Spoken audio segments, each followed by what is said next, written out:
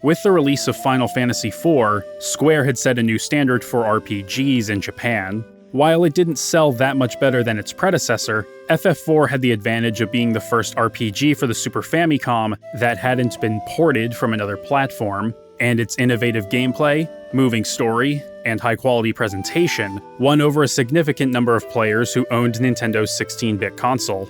And while in the West it didn't sell nearly as well as the first game, it still cultivated strong adoration from players. Despite this success, however, series creator Hironobu Sakaguchi wouldn't rest on his and his team's laurels.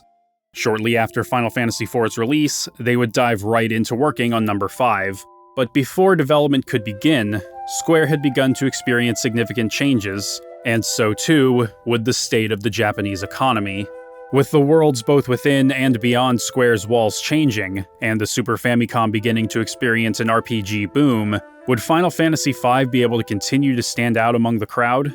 Or would it become a casualty of a national economic crisis?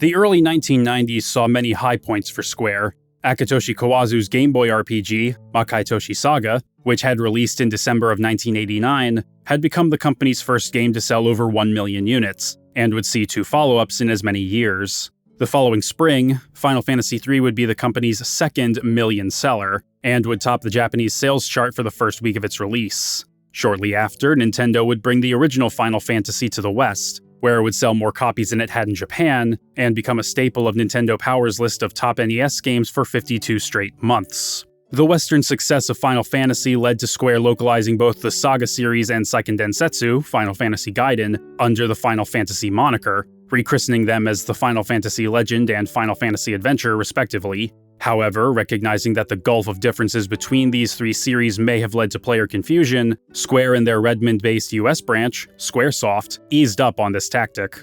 In any case, the success that Square was seeing in Japan was hardly reflected in the West. After Final Fantasy I, which was localized by Nintendo in 1990, their games would begin struggling in North America.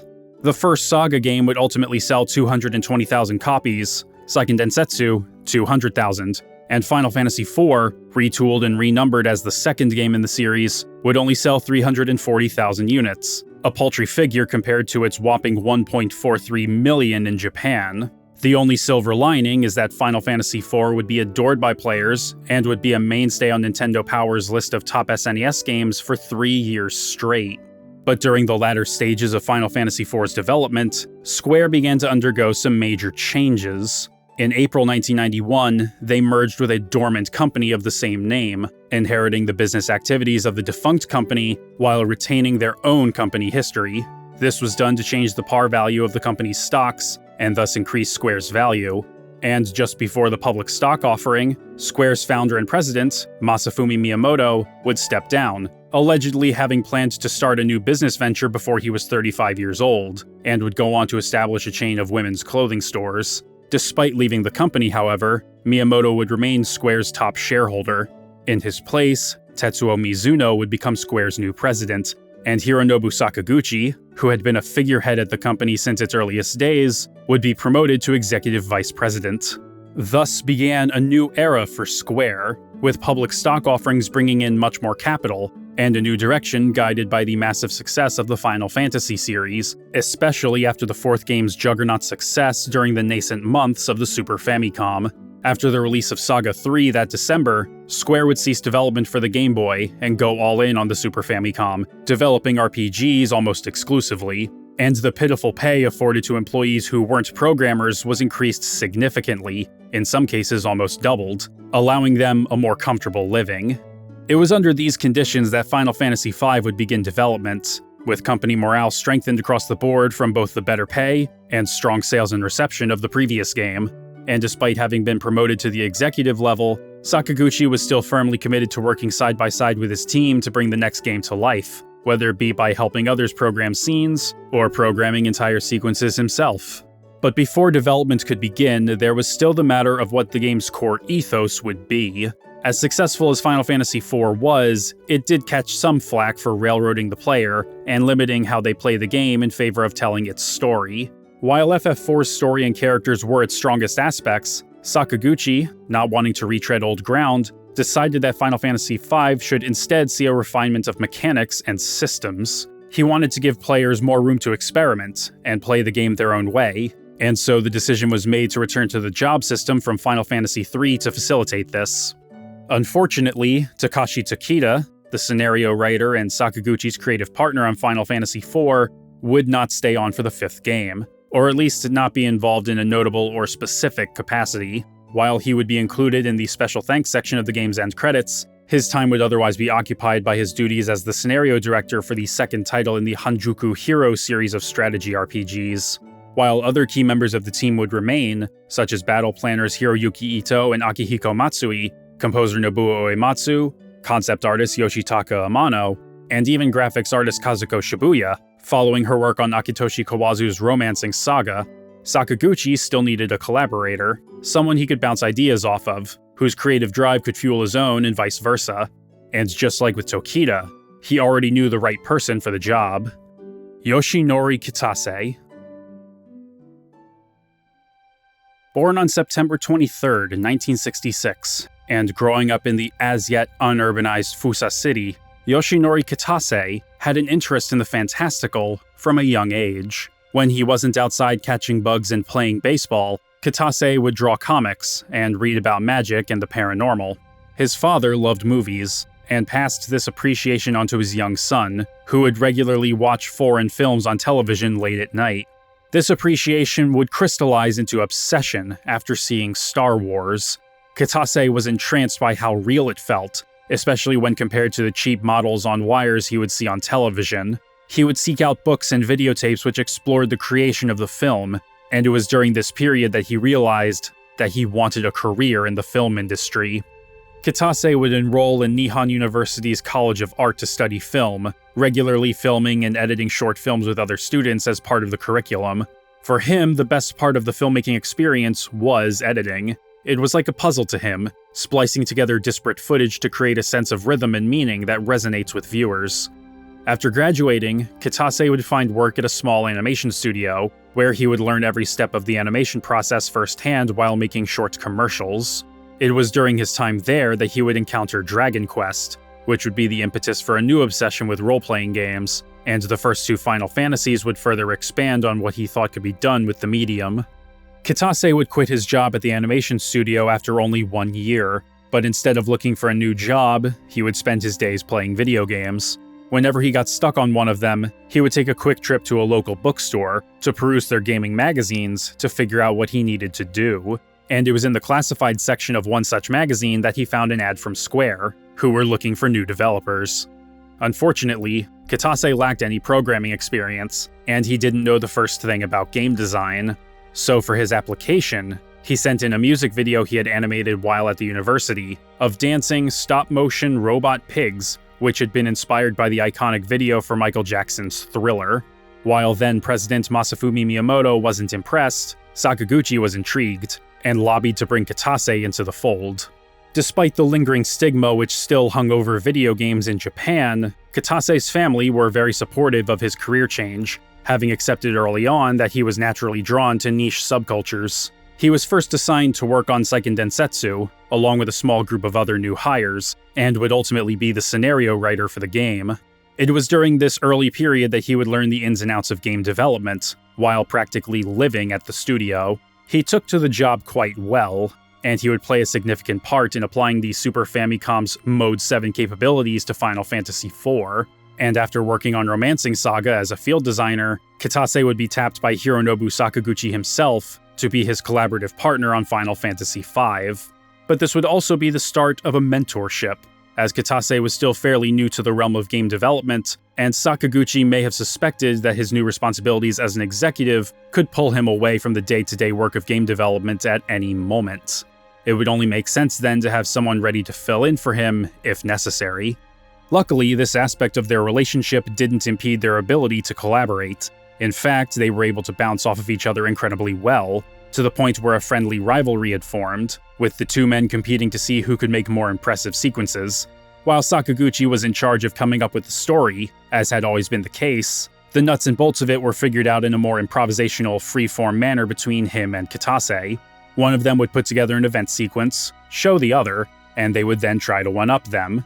Kitase would often aim for spectacle, wanting to wow players so much that he would go out of his way to have programmers write programs to allow him to create scenes that Sakaguchi had deemed impossible.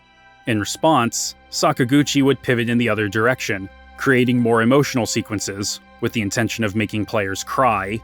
To add levity to what he saw as a solemn, weightier narrative, Kitase would also add comedic flourish and sprinkle humor throughout the game's story.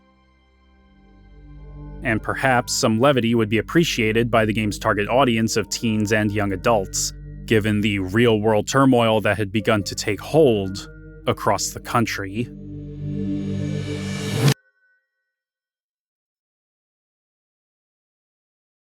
Because of how complex this topic is, I'm going to summarize it as best I can without getting too deep into extraneous details.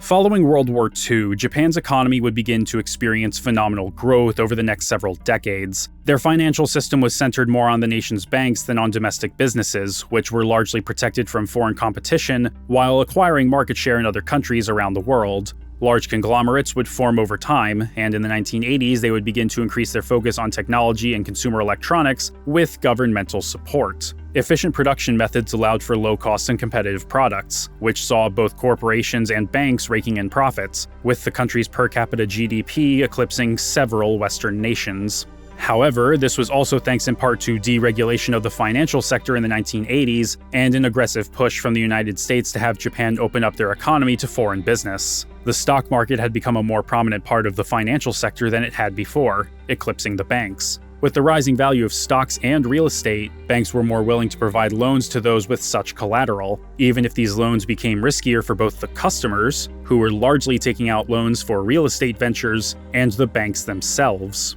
Risk tolerance was high, so all parties were confident this would all pay off, even as stock and urban real estate values quadrupled between 1987 and 1991, before ultimately crashing as a result of debt from loans growing higher than the GDP and banks gradually raising interest from 2.5% to 6%. Corporate profits began diminishing as investments were restrained. While real estate initially seemed to be unaffected, in 1992, that market would bottom out as well.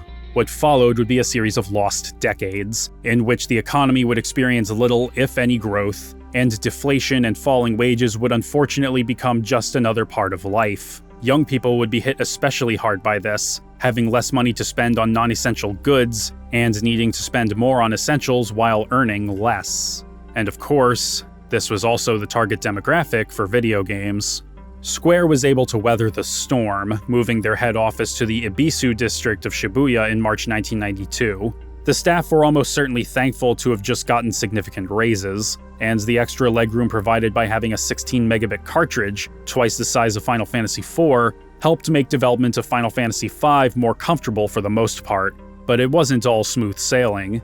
The jump to a higher capacity cartridge may have given the team more room to breathe, but it also led to ballooning expectations that needed to be scaled back to actually fit on the cartridge.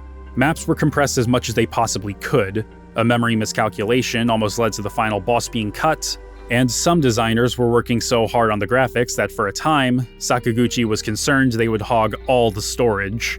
In his own words, quote, "At the start of development, all the developers were being very liberal with the memory, and by the end, they were all stealing whatever space they could from each other." End quote. And the development woes wouldn't end with the cartridge capacity. There were multiple computer and hard drive crashes that led to days of hard work being totally lost, and needed to be redone from scratch. Akihiko Matsui ended up creating over 100 new programming algorithms just for the battle system. And there was a fire at the studio during development, which almost certainly set them back a bit. But as chaotic as the development was at times, the world outside the office was still there, waiting. And as if the economic downturn wasn't anxiety-inducing enough for the game's success, relatively early on the team learned that Dragon Quest V, the first in that series for the Super Famicom, was also in development. In a desperate attempt to learn what they could about Enix's upcoming blockbuster, Sakaguchi and Katase would tap any and all industry contacts they knew to get even a crumb of information, though unfortunately these attempts would mostly turn up fruitless. The only information Sakaguchi would procure would be that the player could choose a girl to marry, which he found to be an interesting design choice, but would make clear to his team that they would not pilfer ideas from their competition. He wanted Final Fantasy V, like each of its predecessors, to have its own identity and stand apart from other games on the market. However, in the gap in time between Final Fantasies IV and V, the Super Famicom had begun to experience waves of RPGs, both ports and originals. Dragon Quest V, which released ahead of FF5 on September 27, 1992, was at the head of the pack, with games like Shin Megami Tensei, Ultima 6, Glory of Hercules 3, and Wizardry 5 also available. Competition was fierce, and fewer players would be able to buy multiple games this holiday season. As if all that weren't enough, Dragon Quest V was so successful, selling 1.3 million copies on the day of its release, that the demand for it would in turn increase demand for the Super Famicom itself, leading to the price of the console steadily increasing in the ensuing months, making it slightly less affordable in an already turbulent economy. In the lead-up to release, however, marketing for Final Fantasy V was strong. Famitsu had begun providing in-depth coverage of the game months ahead of its release, and merchandise such as calendars and t-shirts had already hit shelves. But with the shadow of Dragon Quest V looming over it, and several other RPGs crowding the market, it looked like Final Fantasy V would be heading into a bloodbath when it would ultimately be released on December 6, 1992.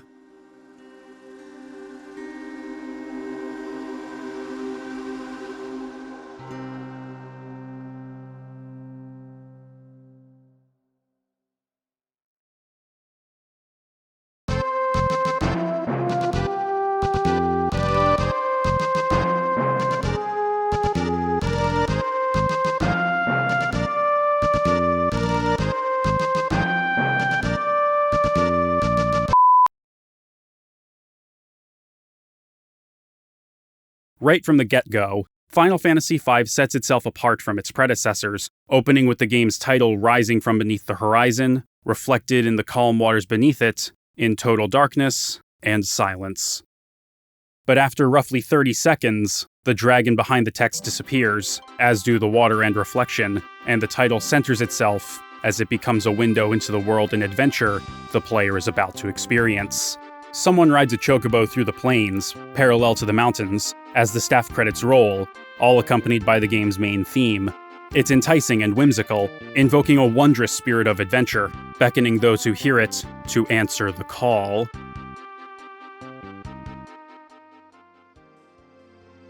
The King of Tycoon, sensing something is amiss with the Wind Crystal, leaves his castle in the hands of his daughter, Princess Lena, to assess the situation. Unfortunately, he's too late, as the world's winds stop and the crystal shatters upon his arrival. Shortly after, a large meteor crash lands just outside the Kingdom of Tycoon, where a nomadic young man named Butz rescues an unconscious Lena from a pair of goblins. Butz and Lena find an old man named Galuf beside the meteor, but save for his name, he can't remember anything. When Lena mentions that she needs to go to the Wind Shrine, however, Galuf feels that he was heading there as well. Soon enough, after some convincing from his trusty chocobo companion Boko, Butz agrees to accompany them on their quest. Shortly thereafter, they try to hijack a pirate ship which has the uncanny ability to sail without any wind, only to be captured by the ship's captain, Ferris. However, they let the party go and even join them on their quest when they realize that Day and Lena share the same pendant, revealing that their ship can be pulled by their pet sea dragon, Sildra. When they reach the Wind Shrine, the party find only the shattered remains of the Wind Crystal, but the spirits of the four crystals bless each of them, and an ethereal projection of King Tycoon warns them that the other three crystals will surely shatter soon. They must protect them from an evil spirit that would plunge the world into darkness should it return. The crystal shards are absorbed into the party, with each one blessing them with the powers used by ancient heroes from long ago. Thus begins Final Fantasy V. Some of this may seem a bit familiar to returning players. 4 crystals, 4 warriors of light, the crystals blessing them with new powers, an evil spirit set to return if the crystals aren't protected. The broad strokes of Final Fantasy V's story take a lot of cues from 1 and 3, but truthfully, it is quite a leap ahead of its forebears. Before really digging into the meat of the game, however, I would like to address a point of contention some fans have about this game: the main character's name. Among Western fans, Final Fantasy V's protagonist is known by one of 2 names: Butts, which I used during the playthrough I recorded for this video, and Bart, which is his official localized name. I've opted to refer to him as Butts for the bulk of this installment for reasons which I will make clear later on, but it must be known that both names are equally valid ways to localize his original Japanese name, Batsu. With that being said, this entire introductory section of the game is a treat for the eyes and ears, a cavalcade of sights and sounds which reveals to the player just how ambitious Final Fantasy V is with its presentation. Character sprites have a wider variety of expressions and gestures, so not only is there less abstraction than before, but now storytelling can more comfortably utilize the visual component of the medium and rely a bit less on text. But it's the little details that truly mark it as a step up from its predecessor. There are more fine details in the tile sets this go around, adding more texture to the game's environments, and the occasional use of transparency layers adds to this. While most people would probably find it difficult to differentiate the 3 Famicom games due to their close visual similarities, one would be hard-pressed to mistake FF4 and 5 due to the stark contrast in their most basic visual aesthetics. Another key component of Final Fantasy V's visuals is its use of Mode 7. While it was used pretty sparingly in FF4, mostly just for the airship, FF5 makes use of the feature with more regularity. The opening sequence uses it to show the scale of Gallif's meteor crashing down near Tycoon, both by focusing on the meteorite itself and on its descent to the surface in a first-person perspective. It's a major step up in presentation that I'm sure wowed players at the time, and may even impress those curious enough to pick the game up today. But while much of this can be seen as an evolution of what's come before, there is one aspect of Final Fantasy V's visual design that isn't quite so rooted in series tradition: its enemy and creature designs. Sure, there are still some old favorites. Butts has his trusty chocobo companion Boko, Moogle's return from Final Fantasy III, and recurring summons like Ifrit, Shiva, Leviathan, and Bahamut all make a return as well. And while Yoshitaka Amano still designed a fair number of enemies and bosses, many others were designed by series newcomer Tetsuya Nomura. Having joined Square towards the end stages of Final Fantasy IV's development, Nomura, like the rest of the Final Fantasy staff, would keep a planning book filled with ideas and documents for what he would like to see in the next installment. While his colleagues would produce clean, tight, professional documents made on their computers, Nomura made everything in his book by hand, and his sketches and concepts impressed Sakaguchi and Katase so much that they began to eagerly anticipate whatever he had to present to them whenever it was time to submit books. Sakaguchi ultimately made him an artist, and though some of his ideas for jobs, specifically a gambler who used cards and dice as weapons, and a ninja with a canine companion, wouldn't make the cut, his monster designs would become a staple of Final Fantasy V. Nomura's designs tend to be highly detailed, with some leaning into the realm of the grotesque, but some, like the Mover and Tonberry, are simple and plain. Nomura's details may not always lend themselves to one-to-one sprite translations, but they mesh well with Yoshitaka Amano's use of lines and watercolors, which gives sprite artists room to interpret the latter's work in their adaptation.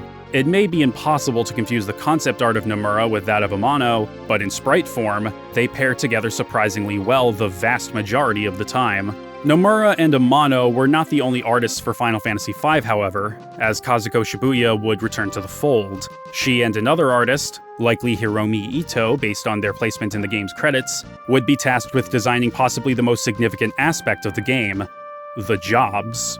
While there would be just as many jobs here as there were in Final Fantasy III, each party member would have their own unique designs for all of them. Shibuya spent an entire year just working on the job designs, and sometime after the game's release would tell Sakaguchi, quote, "There were too many damn jobs." But her efforts paid off, as each and every one of her bespoke designs is not only charming, but easily recognizable as not only a specific job, but that particular character adopting that job. There is no confusing Ferris and Gallif when they're both black mages, for example, as Ferris still has their purple hair and Gallif's beard stays visible.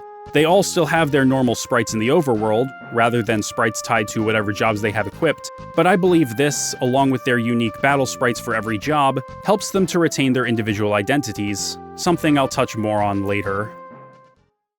The job system is the crux of Final Fantasy V. As the party reaches the shrine of each crystal and subsequently fails to protect them, they'll acquire the leftover shards which bequeath them with the powers of ancient heroes. However, there have been several notable changes made to the system, which not only set it apart from its previous incarnation, but refines and, in my opinion, practically perfects it. The loose upgrade ability from Final Fantasy III's version of the job system has been abandoned. No longer will any jobs become obsolete by the acquisition of a more powerful version of the same class. A white mage, for example, will be useful all the way through to the end of the game. As a result, the system is far more lateral than it was before, allowing players more freedom to pick and choose their party's jobs to suit their needs or preferences. This is helped by the removal of any cost to changing jobs. Simply pick what you want on a whim, the game will automatically apply statistically optimal equipment, and off you go. With this laterality also comes the removal of several redundant and less defined jobs from Final Fantasy III. In exchange for losing the Onion Knight, Warrior, Scholar, Viking, Dark Knight, Evoker, Black Belt, Devout, Magus, and Sage, we now have the Freelancer, Blue Mage, Berserker, Mystic Knight, Time Mage, Beastmaster, Dancer, Samurai, Chemist, and Mime. The Berserker is a straightforward job. It does a lot of damage but is automatically inflicted with the Berserk status, meaning they'll attack on their own without any input from the player. Mystic Knights can enchant certain weapons with magic, effectively casting that spell whenever they attack without spending MP to do so. Time Mage is a bit of a misnomer, as not only does it use spells like Haste, Slow, and Stop, which in previous titles bounced between black and white magic designations and are under the moniker of Time Magic here, but they're also able to cast spells such as Demi, Comet, Teleport, and Meteor. These spells are also called Time Magic in this game, but given their more celestial connotations, it wouldn't be entirely inappropriate to think of the Time Mage as a time and space mage. The Beastmaster is able to capture and control enemies to either force them to use certain commands or to unleash them on enemies in later battles. Dancers are allegedly melee fighters, but they're more of a support class that can randomly drain HP and MP from enemies, confuse them, charm them through flirting, and, most significantly, deal quadruple damage with Swords Dance. Samurai are powerful melee fighters that hit hard, tank attacks, and boast the ability to deal absurd amounts of damage with Zeninage, which sees them toss a chunk of your loose change at every enemy on screen. Most of these jobs are fairly straightforward in their basic use, but the Blue Mage and Chemist are just a little bit more complex. The former, which is received in place of the Red Mage at the Wind Crystal, is able to learn and use various skills used by enemies throughout the game. But unlike the other mages, which once again learn their magic through one-time purchases at shops, Blue Mages must learn their magic in the field by being on the receiving end of them and surviving the battle. And there's quite a wide variety of blue magic to be learned, from basic arrow spells, to Flamethrower, to Mighty Guard, which casts Protect, Float, and Shell to the whole party. However, not all blue magic is so straightforward in its acquisition. Some spells, such as the aforementioned Mighty Guard and White Wind, can only be learned if the player either uses a Beastmaster to take control of an enemy that knows it, and then has that enemy cast it on the party, or by casting Reflect on said enemy so that, when it casts the spell, it'll bounce back onto the party. And level-based spells only land if the target's level is divisible by a certain number, meaning that if yours isn't divisible by 5 when they're targeted by level 5 death, not only will they not instantly keel over, but they won't learn the spell. I find the Blue Mage to be fascinating, as it rewards curious players with new ways to play the game, but also a bit frustrating for those who don't already have intimate knowledge of the game. Learning how to use them and what magic they can learn is a matter of experimentation and patience, but on the flip side, it adds incentive to play through the game multiple times to understand and master blue magic. The Chemist, meanwhile, is a similarly interesting job that is significantly more opaque. Using potions and ethers with them in battle doubles their potency, which is nice, but their primary function is combining items to use and consume in battle to myriad results. From reviving and restoring party members, to facsimiles of magic spells, to raising a character's level, and even inflicting instant death on a wide variety of enemies. There are dozens of concoctions and combinations the Chemist can unleash, but the catch is that the player either has to, again, experiment, or already know them. but those who put in the time to learn how to use the chemist could theoretically fly through the rest of the game with little issue. And yet, even setting aside the Blue Mage and Chemist, the lateral nature of FF5's job system belies its true depths. Whereas jobs in FF1 and 3 were only what they were, in 5 they can be augmented to widen their capabilities based on each character's proficiencies with other jobs. Like in 3, each job has their own level, but instead of them all going up to 99 with the actual benefits besides additional spell charges for magic users being enigmatic or even nebulous, Final Fantasy V has significantly fewer levels per job, between 2 and 7, with each level granting them access to new commands and innate abilities. These can be equipped to any other job's open ability slot, and this is where the true joy of the job system begins, mixing and matching different abilities to suit the whims and needs of the player. Of course, one still needs to actually level the jobs up to attain these abilities, the process for which is now fully transparent. In addition to standard experience points, battles now also reward ability points, or AP, which contribute to the experience of their current job. This separation of experience gains would theoretically mean that players would now have to grind twice as much, but I disagree.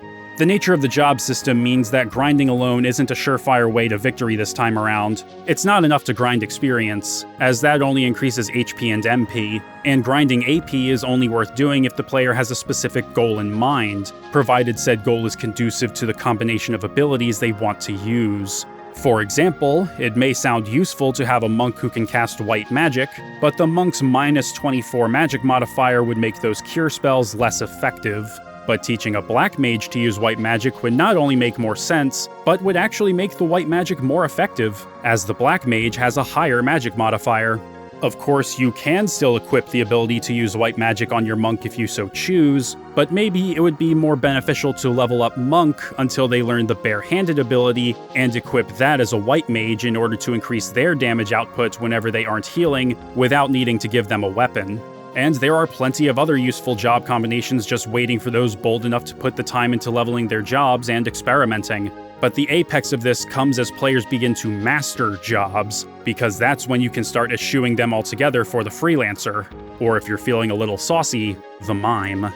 At the start of the game, the default freelancer job is basically just a placeholder until you get your first set of jobs from the Wind Crystal. But whenever a party member masters a job, the freelancer inherits all of that job's innate abilities and positive stat modifiers, with the highest modifier for each stat among all mastered jobs being applied. Combine this with the freelancer having 2 open ability slots, and the floodgates are pushed wide open.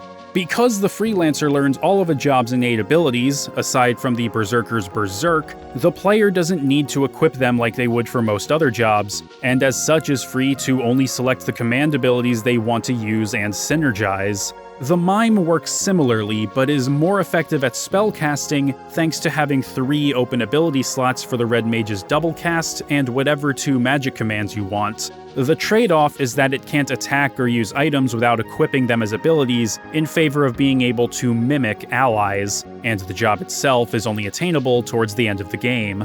Surprisingly, having the freelancer be so versatile was not a part of the original plan. It was only towards the end of development when someone brought up the idea, and the whole team thought it was too cool not to implement. With only a few scant months left before the ROM had to be finalized, it was no time to try and cram in such a complex feature, but cram it in they did, and the game is better for it. Now the freelancer can inherently dash and see hidden passages like a thief, avoid traps like a geomancer, have significantly boosted HP like a monk, and wield 2 weapons like a ninja, among other things.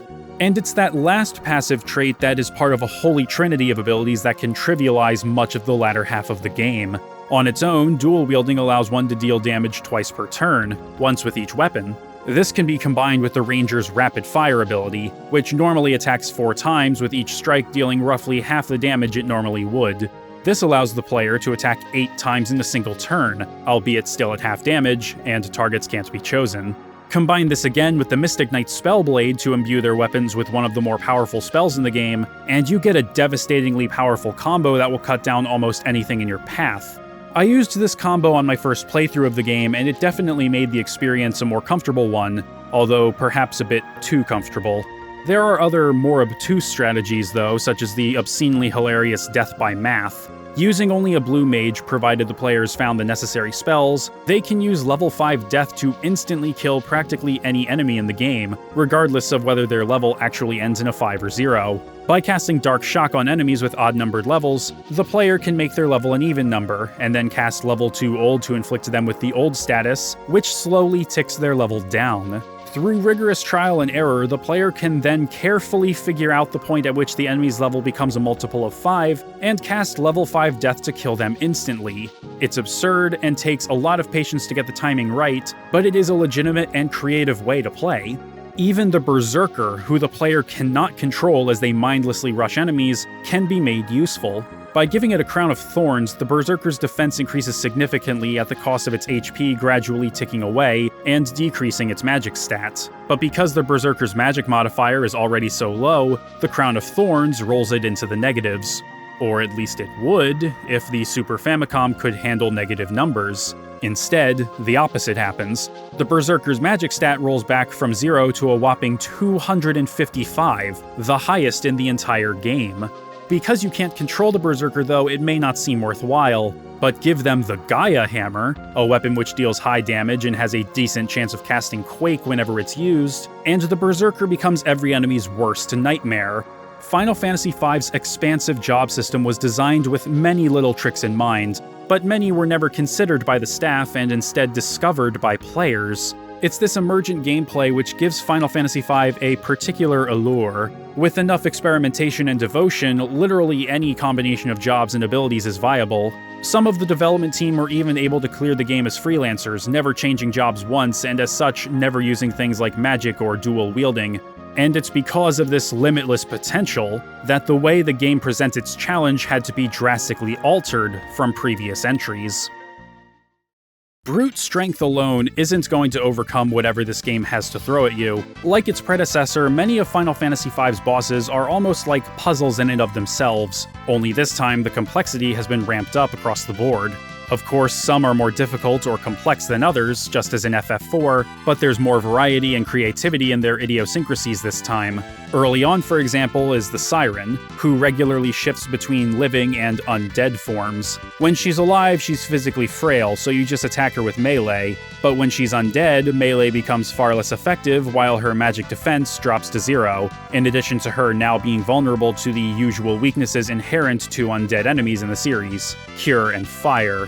It's not terribly complex, but there's a dynamism there that requires the player to adjust their strategy periodically. She can cast haste on herself while casting slow, sleep, and silence on you, giving herself more opportunity to quickly wear you down while you try to catch up. Towards the end of the game's first act, after the last crystal is shattered and Galuf temporarily leaves the party, Butts, Lena, and Ferris face a group of 6 special bombs called Pyrobolos, a play on Pyrobolus, the Latin word for bomb. For the unprepared, it's a frustrating encounter, as if any of them is defeated by anything other than their own self-destruct, they'll revive all of the others who've died with full HP.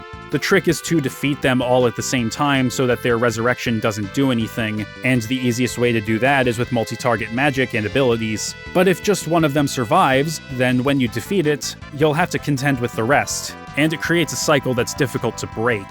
Some battles take advantage of the physical space of the battle screen, such as a Tomos. The beast spams Comet until at least one party member is knocked out, after which it will slowly pull the downed character toward it until it's close enough to use Wormhole to remove them from the battle completely, and the process starts again. You can use this to your advantage, as you can freely attack a Tomos while they're distracted, and revive your downed party member just before they would be sucked in, starting the whole process over. Some of these battles can be won with good old brawn, pulling out the Berserker for some Unga Bunga strats, but it's far from enjoyable. Attrition can often feel like a death march, even in situations where it is feasible. The Pyrobolos boss, for instance, is able to be overcome with enough patience by chipping away at the individual bombs gradually until they blow themselves up, even down to the last one. All you have to do is keep reviving party members who fall victim to the blast. For a good chunk of the game, it's easy to feel like you've fallen behind in damage output. It doesn't help that the majority of enemy encounters yield little AP, usually 1 or 2. Grinding for AP is a chore outside of certain spots later on in the adventure. Movers in the last area of the final dungeon, for example, reward a whopping 199 AP. The first truly great place for grinding AP, however, is in the basement of Castle Ball. Using softs, or gold needles depending on the translation, these statues can be defeated instantly, yielding up to 8 AP. But the process can be hastened significantly with the blue magic spell level 5 Death. The statues are all level 45, meaning that a single cast of it immediately defeats all of them. The experience yield is low, but this was intentional, because as previously discussed, the AP itself is useful only if the player has a plan in mind. On my first playthrough, I spent hours grinding here with this very strategy, and while I didn't go whole hog and maxing out literally everything I felt like I needed, I did enough to make the journey more comfortable. The difficulty is thankfully tempered a bit by the changes made to combat. It's still largely the same as it was in Final Fantasy IV, with the ATB system still in place, but the little irritations I had with it then have been practically erased. The number of party members has been reduced back down to 4, making battles a bit less hectic. An ATB meter has been added to the battle UI, and casting times have been eliminated, so now party members' commands are executed practically instantaneously, barring enemies getting their turn in under the wire. Final Fantasy V's overall gameplay loop is fairly spry. It's open-ended enough that one can change or experiment with new strategies easily, and discovering new combinations and synergies is both exciting and extremely gratifying. It's certainly the most challenging game so far, but it's also only as challenging as the player allows it to be. Of course, if the player knows the game inside and out, it's a cakewalk. However, for someone coming into it a bit more blindly, who still needs to figure out what has good synergy and what's just poorly optimized, while also contending with some of the most brutal and complex bosses yet, it can be a trial.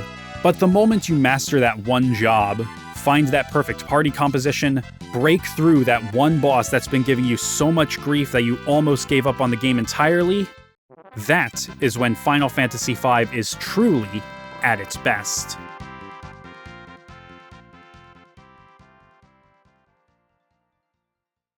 Where it's at its worst, at least in my opinion, is in the setting and pacing.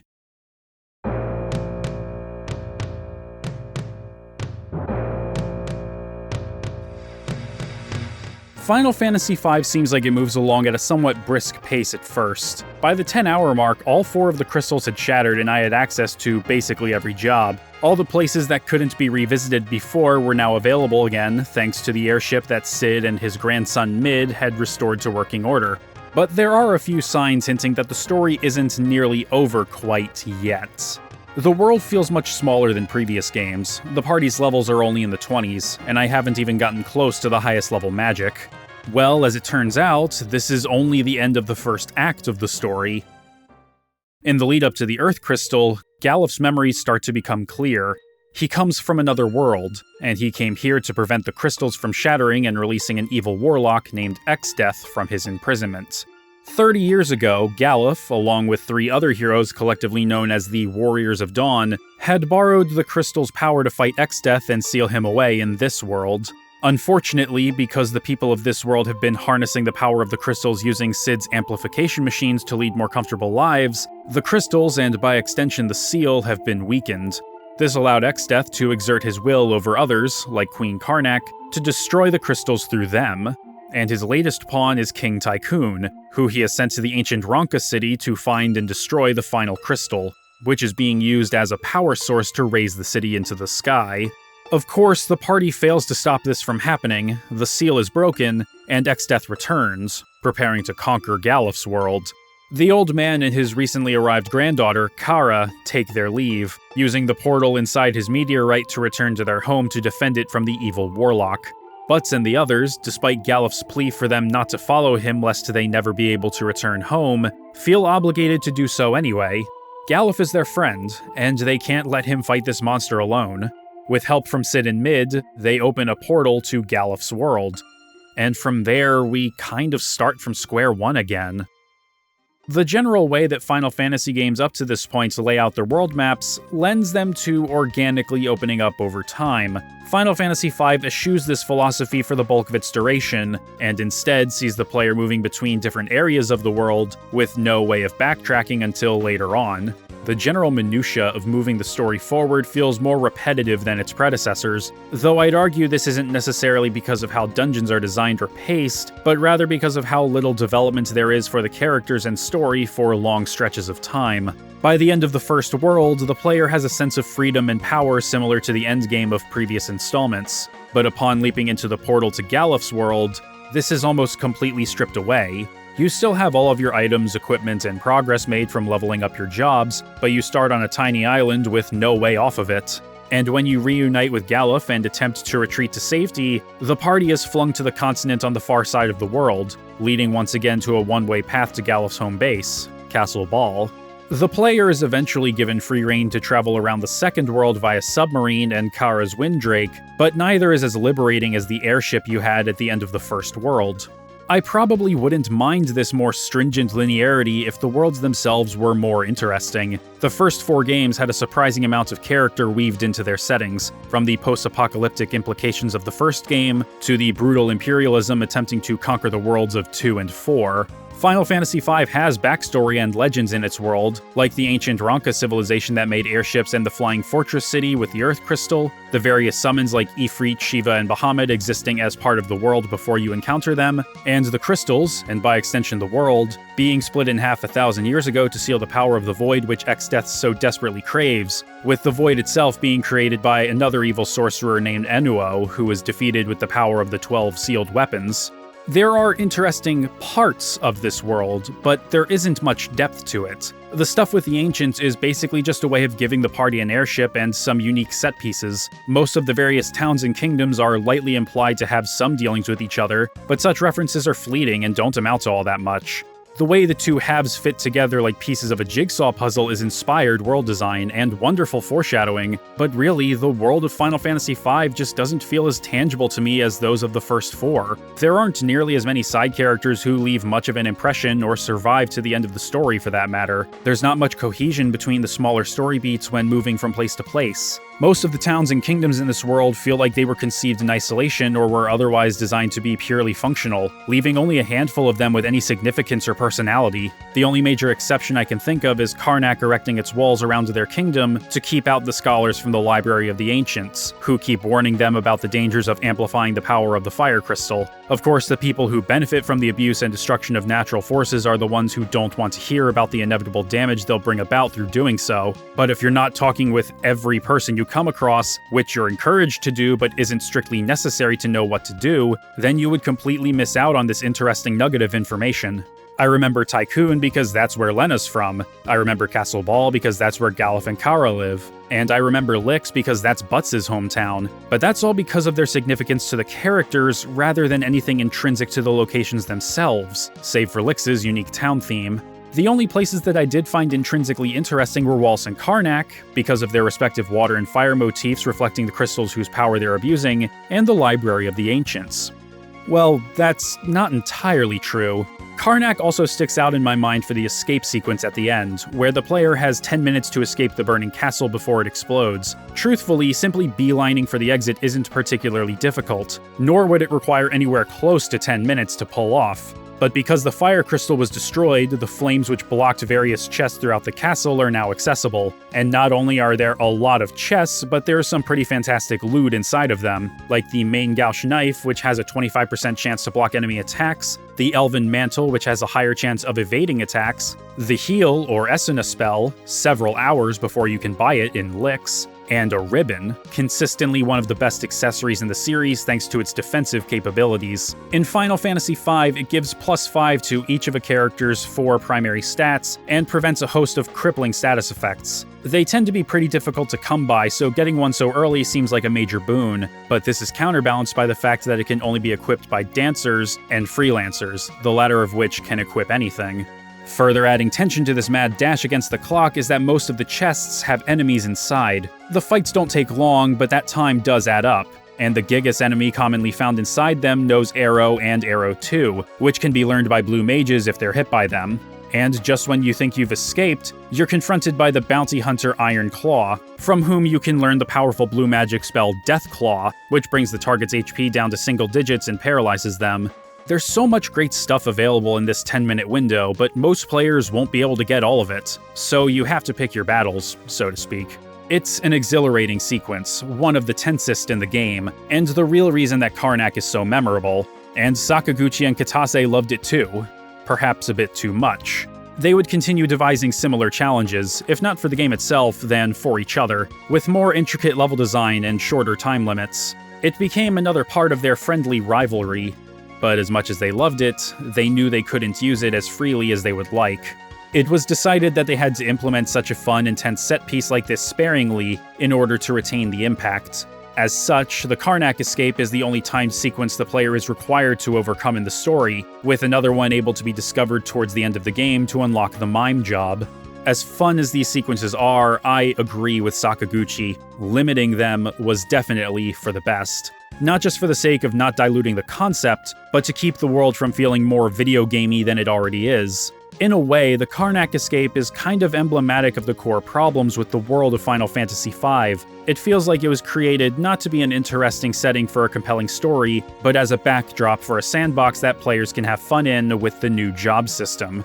And because Sakaguchi wanted this game's focus to be on mechanics and systems, that may well have been the intention.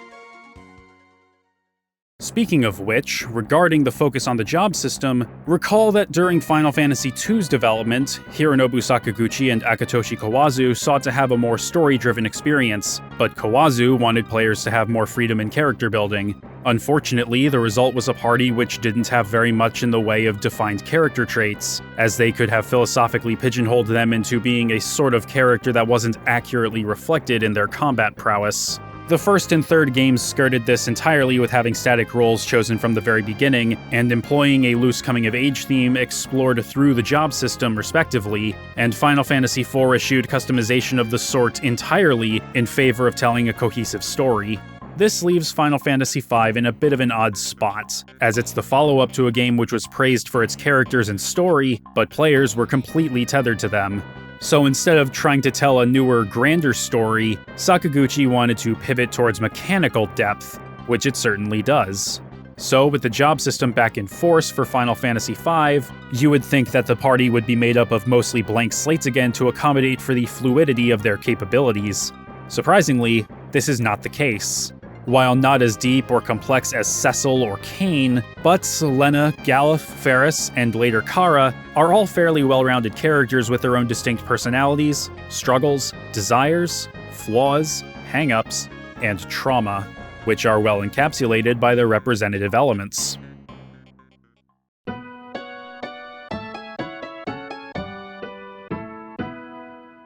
Butz Klauser is the son of Dorgan Klauser, another one of the Dawn Warriors from Galuf's world. Dorgan had stayed behind after he and his comrades had sealed Exdeath to make sure he wouldn't escape, then fell in love with a woman named Stella in the quiet town of Lix, and Butz was the result. When Butz was young, Dorgan would often travel the world, fighting monsters and keeping the crystals safe, never telling his son about his past or the crystals, as he didn't want them to become his burden to bear. Stella didn't like how often Dorgan was away from home, especially as she began to grow ill.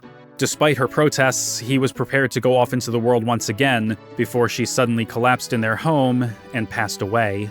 Following their loss, Butz would travel the world alongside his father, who taught him how to fight. But 3 years ago, Dorgan would pass away as well, with his dying wish being for Butz to travel the world in his stead. Butz is a nomad who goes where the wind takes him, always in search of the next adventure with his trusty steed, Boko the Chocobo. His nomadic tendencies run so deep that he initially rejects the call to adventure. It takes some coaxing from Boko to convince him that maybe an elderly amnesiac and a young woman who is almost goblin food may need an extra bit of help if they're going to make it to the Wind Shrine. After being chosen by the crystals, however, embodying the wind, he starts to become increasingly aware of the importance of his place in the world and the responsibilities that come with it. He's still a bit of a goofball throughout the whole adventure, but over time, he gets the slightest bit more serious. When the player initially visits his hometown, it's the first time Butz seems to have been there since the passing of his father. The townsfolk are glad to see him, but he doesn't seem to pay them much mind. At no point in the story do you have to go to Lix, but doing so rewards you with a few additional scenes which flesh out Butts' character and background. Early in the game, Butts is hesitant to fly on Hiryu's back because he's afraid of heights, something the rest of the party give him flack for. But by talking to this scholar in training in Lix, we learn how Butts' acrophobia developed in the first place. As a small child, he hid on top of a third-story roof while playing hide-and-seek with some of the other kids, and not only did they not find him, he was left alone and scared on that roof all day and night, unable to get himself down. There are things he likes about his hometown, mainly that it's his parents' final resting place. But beyond that, he has no ties. No real reason to stick around. Not that he wants to stay in one place for very long anyway. And yet, towards the end of the game, when Exdeath uses the power of the Void to wipe Lix off the face of the world, Butts is consumed with rage for the first time. The young, level-headed hero-to-be, the one who tries not to form attachments and keep moving to the next adventure beyond the horizon, breaks. And his passionate fury is only tempered by his found family.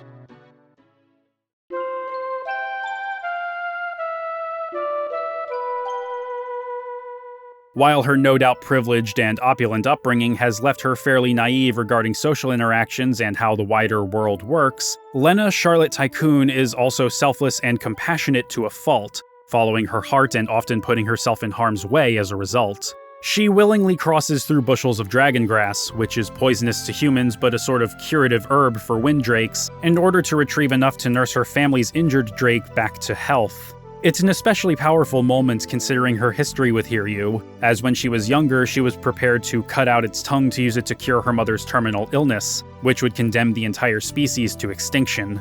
The player is given the choice of whether she goes through with the mutilation, though for plot reasons it ultimately doesn't happen. But either choice is perfectly in character for Lena.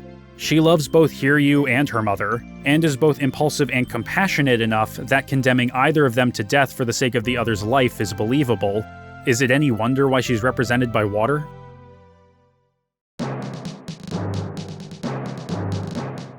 Like Butts and Lena, Galuf Halm Baldesion is a bit brash, but he's also headstrong and jovial, at times being easier going than even Butts. He's lord of his own kingdom and a legendary hero, but he is so incredibly humble, never getting a big head about his nobility and even neglecting to mention it because he felt it was unimportant. He can be sentimental, but he keeps his heart close to his chest, as seen when he finds that the other light warriors defied his wishes and followed him to his world. He outwardly berates them, though not harshly, but admits to himself that them following him made his day.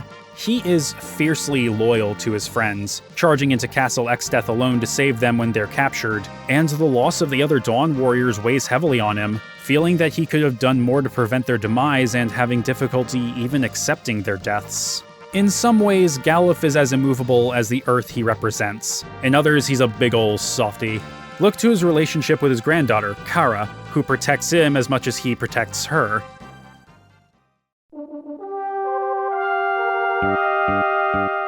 Despite inheriting her grandfather's abilities and responsibilities, including the essence of Earth, the two have little in common. She's modest about her status as a royal and is kind-hearted, but her youth, inexperience, and naivete lead to her having more in common with Lena than Galuf.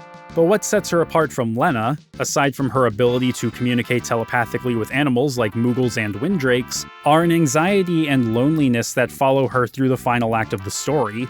After Galuf sacrifices himself to save her and the rest of his friends from Exdeath, Kara has lost everyone and almost everything she knows, and without Galuf's guidance has little sense of direction. She holds those she cares about so close to the point where she would probably fall into a deep depression if left to her own devices.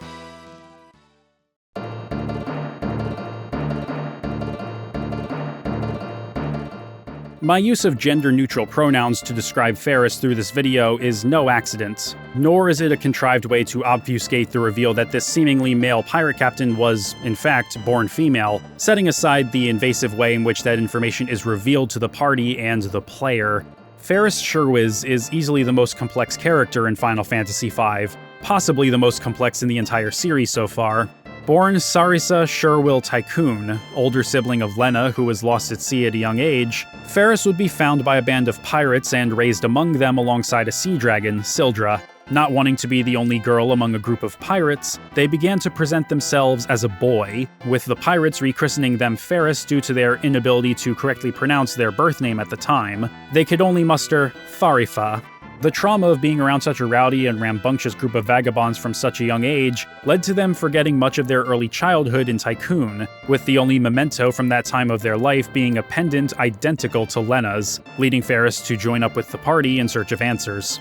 Ferris's sex is revealed when Butts and Galuf attempt to remove their clothes to dry them by the fire in the ship graveyard. The others don't give it much of a second thought. To them, Ferris is Ferris. They accept them for who they are, not the gender they thought them to be. What follows throughout the game are scenarios where the rough and tough Captain Ferris, who for so long had to fend for themselves and assert their dominance amongst a gaggle of drunken, violent vagabonds, learns to care for the people around them. They learn how to be an older sibling, a comrade, a teammate, and a friend. They ultimately accept that, yes, they are the child of King Tycoon, even going out of their way to stop Butts and Galuf from attacking their dear Papa when he's possessed by X-Death. But it's the trappings of royalty, specifically the gendered expectations set upon them, that are of particular note. At first, they accept the position of princess alongside their sister, but as soon as the opportunity to leave the castle presents itself, they take it. They don't like wearing a dress, being all prim and proper. In fact, whenever they wear the regalia of a princess on screen, Ferris doesn't say a word, as though they are beside themselves, resentful of the ensemble, or even seething with rage. Their lack of expression or visual cues allow for any and all of these to be the case.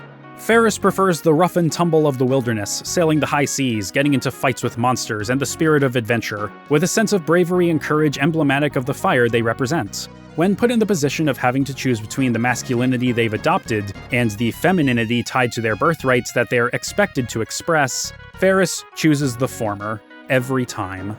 In the English-speaking world, Ferris is typically viewed as a woman who cross-dressed as a man to both survive and be taken seriously. In more recent official localizations, their expression of gender through dialogue takes the form of referring to themselves as male before self-correcting, substituting male identifiers like lad or prince with their female equivalents, lass and princess in those examples. But this is largely due to the nigh-on untranslatable manner in which Ferris identifies themselves in the original Japanese script.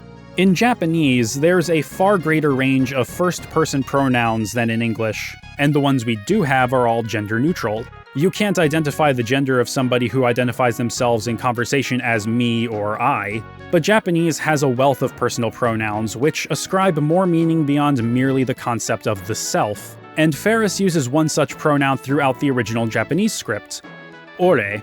Ore is used almost exclusively by men, meant to sound rough and tough, and Ferris's consistent use of it throughout the game reflects how they see themselves, even as several of those around them, from their father to the people of Tycoon to Gilgamesh, continue to refer to them not just as a woman, but by also using the birth name that Ferris has long discarded.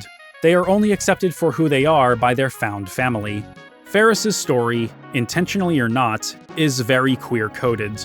And while it can, at times, be empowering, it can also be implicitly demeaning to people who identify as such. There's an argument to be made that, because Ferris can only truly be themselves when they're an outlaw, cast out of heteronormative society, that they're being framed in a negative light within the context of the time and place Final Fantasy V was originally developed and released. They are constantly misgendered and disrespected when in quote-unquote polite society, which does not tolerate their expression of masculinity. It's reflective of the cultural attitude of Japan as being intolerant of those who try to stand out from the pack, the paradox that individuality is fine as long as it doesn't deviate from what is viewed as acceptable. It certainly doesn't help that Ferris's name in Japanese, Farisu, could just as easily be phonetically translated as phallus.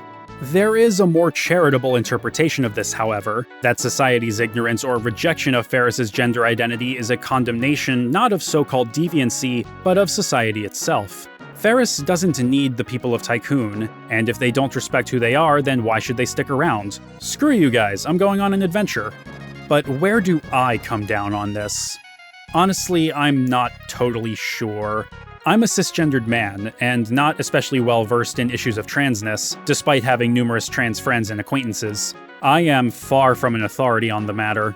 I tend to be more charitable with my critiques of media because I like to believe those in charge had the best of intentions, or at the very least weren't actively malicious. But a running theme in my research for this entire retrospective project thus far has been a lack of developer commentary regarding these more complex topics. The only reference to Ferris's creation I could come across was in Chris Kohler's book on Final Fantasy V from Boss Fight Books, wherein Hironobu Sakaguchi told Kohler that he was likely thinking about the protagonist of the Osamu Tezuka manga Princess Knight, which is about a princess born with the hearts of both a boy and a girl who publicly presents themselves as a prince in order to inherit her father's throne, lest it be taken by another noble of ill intent.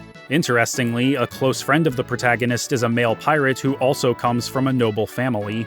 While I do believe there's some wiggle room here to interpret Ferris as being a tomboy who uses male pronouns out of a force of habit, I'm personally more inclined to see them as a non-binary trans man, hence my persistent use of they-them pronouns. Yet, because of how deeply ingrained the idea of Ferris as a woman is amongst players, and how the inspiration for the character is very explicitly a cisgendered girl who identifies as such, I don't really begrudge anybody who continues to refer to Ferris as a woman. And I don't feel comfortable calling for a revolution in how we collectively view their gender as someone who isn't as familiar with the topic as others.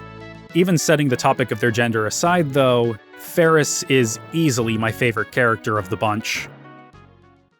What I found most fascinating about these characters is not just how well-defined they are, but how their personalities actually lend themselves to the fluid nature of the job system. But, being a nomad always on the hunt for adventure, never stays in one place for long, and as such, being able to change skill sets is something that could be second nature to him.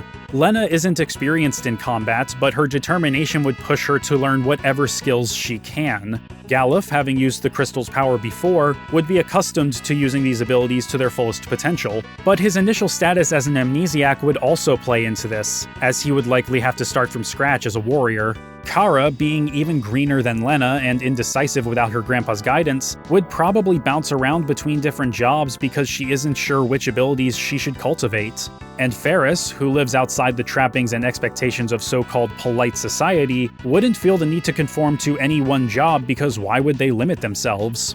And yet, as brilliant as that is, there's still a case to be made, at least in my opinion, that each of them would be inclined to take on certain jobs based on their characterizations. The way I see it, Butts could be a blue mage, learning new skills from monsters he fights the world over.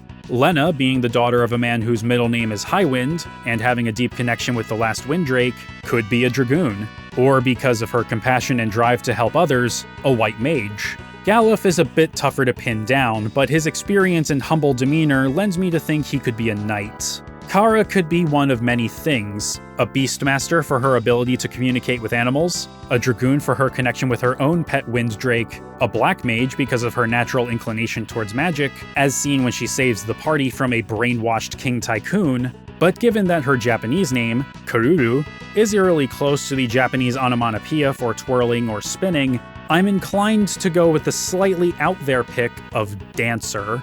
Ferris is much easier to pin down. They'd likely be a thief or ninja, someone who steals from others and uses underhanded tactics to get what they want, reflecting their background as a pirate. But I'd also like to throw Beastmaster and Summoner into the mix, if only because of their connection with Sildra, who becomes a summon later on in the game. Despite how much can be gleaned from these characters, however, the truth of the matter is that their growth and development over the course of the story is fairly subtle and somewhat understated.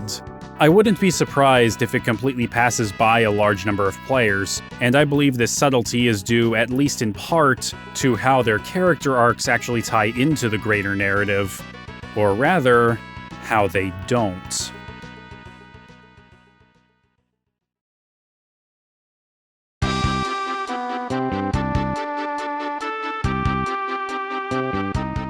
Final Fantasy V's story is about as simple as the first and third games. An evil force is corrupting the Four Crystals, and the Warriors of Light have to stop it. Sure, there are some wrinkles along the way, such as the crystal's power being harnessed by man to make their lives more comfortable, and thus allowing Exdeath to destroy the crystals, and the world being split in two 1,000 years ago to seal off the void from anyone after Enuo, but the main plot points are largely the same. There is no greater evil this go-around, no chaos, Cloud of Darkness, Zemus, or Zeromus to fight after Exdeath has been defeated. It's all very direct. On the one hand, it means that the game's narrative is another retread of the first game in the broad strokes, but on the other hand, it means that less time needs to be taken to explain the plot, and that time can now be spent on the characters, which I appreciate, despite such beats being spread out so much as previously discussed. The story that Sakaguchi had in mind for Final Fantasy V was one which Yoshinori Kitase felt was quite dark, so he took the opportunity to imbue humor to ease the tension, and boy did he add humor. Final Fantasy V is easily the most comedic entry in the series thus far, bordering on outright farcical at times. I won't spoil the bulk of the humor, as explaining a joke is like dissecting a frog. You understand it better, but now it's dead. But suffice it to say, it does a wonderful job of giving the player a good chuckle. And I think the best example of this is Exdeath's top lieutenant, Gilgamesh. Named for the Mesopotamian god king and protagonist of the earliest known work of written literature, Gilgamesh, despite being Exdeath's trusty right hand, is more of a bumbling fool than a true antagonist. His true goal isn't conquest, but rather to collect valuable weapons and face strong opponents. What holds him back is that his declaration of might and power are mostly just talk. While an unprepared player can be stomped by him, Gilgamesh is actually little more than a cowardly blowhard, running from fights when it's clear he can't win and feigning fealty and surrender to give him time to build himself back up. He ultimately respects Butts as a rival and doesn't hold a grudge against him or the rest of the party, and in his final moments before being lost within the interdimensional rift, he not only teams up with them but tries giving them all an uplifting speech, showing how much he admires and believes in them. But because of his clumsy phrasing, he's met with confusion, if not outright dismissal. He is ultimately lost within the rift, and whether he lives or dies from there is unclear. Gilgamesh is endlessly hilarious, his ineptitude knowing no bounds. He's so pitiable from the moment the party meets him on the big bridge, where he surprises them from behind a door, boasting about how he was there waiting to ambush them the whole time, while quietly bemoaning how embarrassed he'd be if they never showed up. But perhaps his greatest moment is when he shows up to fight wielding the legendary sword Excalibur, a recurring weapon that's been in every installment since the first game, and always one of the strongest. Unfortunately for Gilgamesh, what he procured wasn't the mythic blade of Arthurian legend, but a cheap knockoff, Excalibur, which despite its high stats is hard-coded to deal extremely low damage. Double unfortunate is that not only does Exdeath banish Gilgamesh to the void for his folly, but that the player can actually make Excalibur usable, either by chucking it at an enemy for high damage or by combining it with the blue magic spell Goblin Punch, which calculates damage based on the equipped weapon without taking the Excalibur's hard-coded handicap into account. Even when Gilgamesh is on the cusp of something great, his incompetence keeps it just out of reach. Amusingly, stripping away the more comedic aspects of his character will reveal a point of origin that would likely pass by most non-Japanese players. While his name comes from the Epic of Gilgamesh, the basis for his character errs much closer to legendary Japanese warrior monk Saito Musashibo Benkei. While he did actually exist based on his name appearing in some records made during his lifetime in the mid to late 12th century, today Benkei is known more through the lens of folklore than that of actual history. But an aspect of his chronicle that was a part of both was his goal to acquire 1,000 swords from those who attempted to cross the Gojo Bridge in Kyoto. He was nearly successful in this pursuit, if not for his defeat at the hands of the one who held what would have been his 1,000th prize, Minamoto Yoshitsune. Benkei became Yoshitsune's loyal follower, and would aid him in many battles as the latter would become a general, and would die while protecting his master at the Battle of Kuromagawa. Like Benkei, Gilgamesh likes hunting for weapons, skulks about a large bridge, and ultimately comes to respect and, in the end, serves Butts rather than fight against him. It doesn't really change the fact that he's played more for comedy than anything else, but knowing that Gilgamesh is based on such a notable figure in Japanese folklore is intriguing.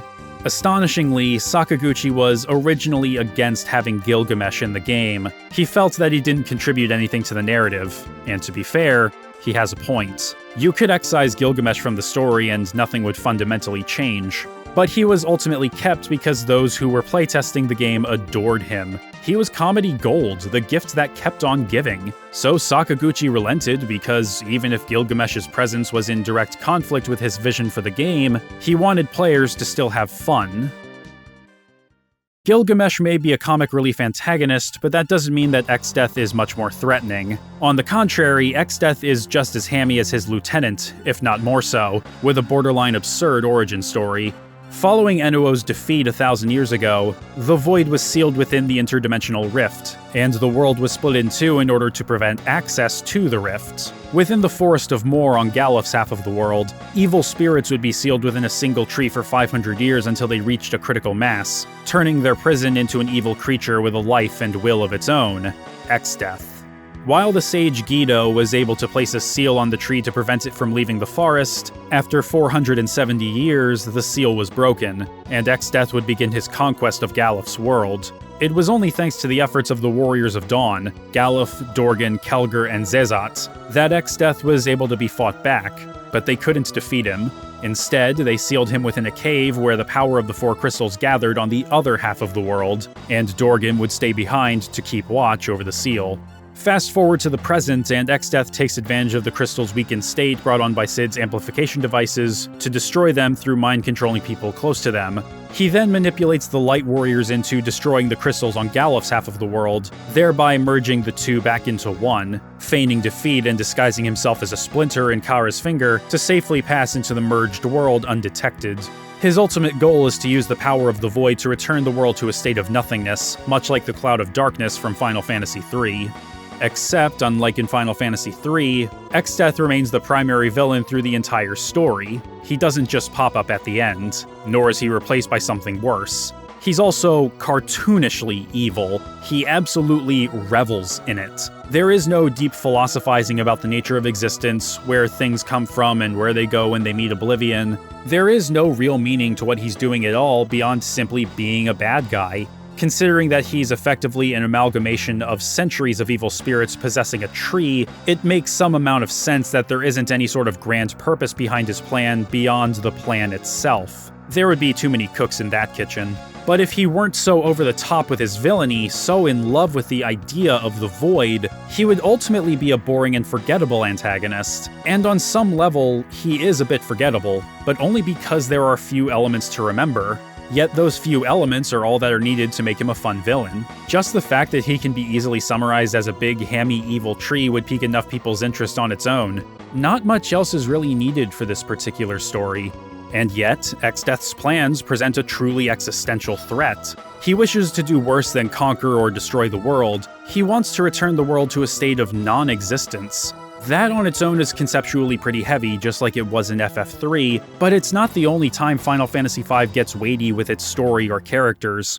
Butts' quiet mourning for his parents, Sildra's death relatively early on, the flashback where Leno was willing to condemn the Windrakes to extinction to save her mother's life, Galuf's sacrifice and Kara's subsequent consternation without his guidance. There's also Exdeath's castle, which initially appears to look like any other fortress, but when the illusion veiling its visage is broken, it's revealed not to be made of stone, brick, and wood, but of writhing flesh, a twisted inversion of how humans use wood to build their homes.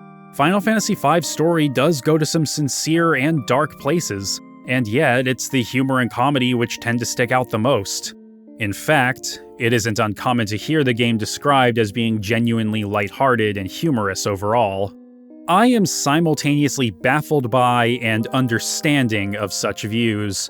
After all, a good chunk of the truly moving character moments are completely missable, and those that aren't don't remain a focal point for very long. The character work is also on the subtle side, as I've mentioned, and for the most part doesn't tie into the greater scope of the plot. Really, only Butts' character arc, learning to take responsibility for his place in the world, ties into the main narrative.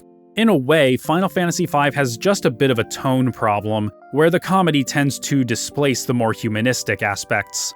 But perhaps calling it a tone problem is a bit harsh, because for the most part it does still work. Rarely is there any tonal whiplash. The pacing between comedy and drama is handled fairly well. And they both still work in equal measure for the same reason that the Muppets, at least under Jim Henson, were able to masterfully slide between the two tones. A lack of cynicism.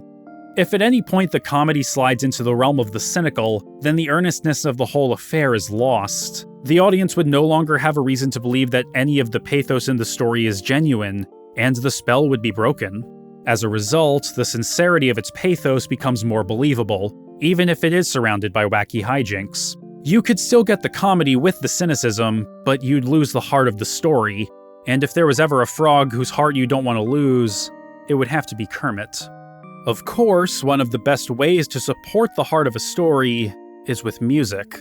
Following the completion of Final Fantasy IV, and his disappointment with how that game's score ultimately turned out on a technical level, Nobuo Uematsu would travel to Dublin to record an album of Celtic-inspired arrangements of pieces from its soundtrack, with a stable of prolific Irish traditional musicians, including violinist Mair Brenach and piper Ronan Brown. The resulting album, Final Fantasy IV Celtic Moon, would be the first of two such labors of love born from this trip. The other would be his score for Final Fantasy V. Drawing on his adoration for Irish trad, Uematsu clearly wanted to share this passion with players. The score is absolutely soaked in it, and the higher quality samples help to make his compositions shine that much brighter. While the soundtrack as a whole doesn't draw from this same pool of influence, it's impossible to ignore when it does show up, which is still fairly often. If I could pin down one track to embody this Celtic spirit, it would, without a doubt, be Harvest, one of the game's many town themes. It is, beat for beat, note for note, indistinguishable from a traditional Irish jig. So bouncy, catchy, and fun that it almost feels wrong, but it is so right.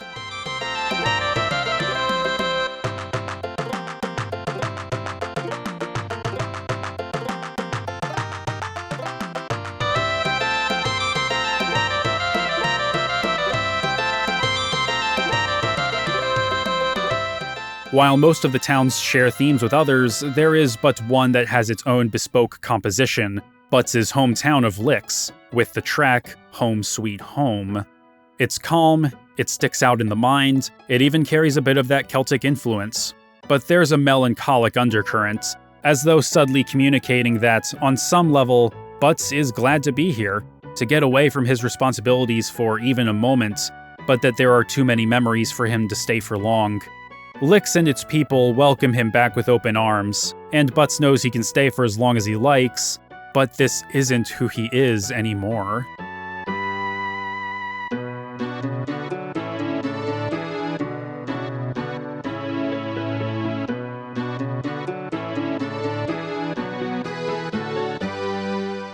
Uematsu also experiments a bit more with leitmotifs this go-around, specifically with the game's main theme. Its melody is used for more than just the title theme, which itself pops up occasionally during the story, but is front and center in the theme for Butts' world.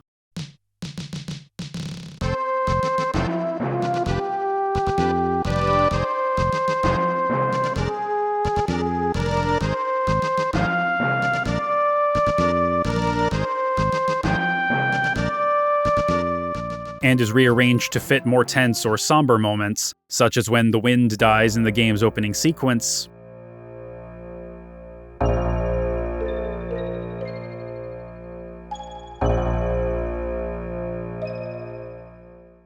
And again in both Deception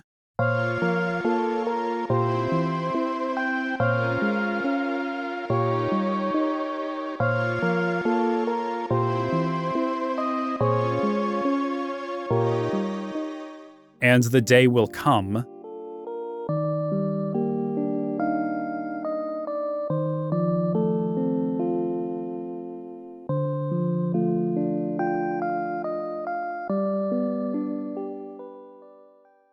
The Chocobo theme has also been given a complete stylistic overhaul, being a mambo iteration that's kicked off with the very first vocal sample in the entire series.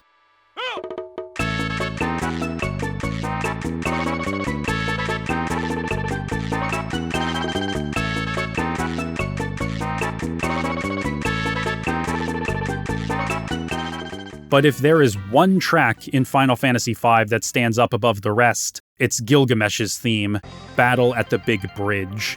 Not only does it play during every encounter with the boisterous oaf, but it also plays uninterrupted during the entirety of the Big Bridge sequence.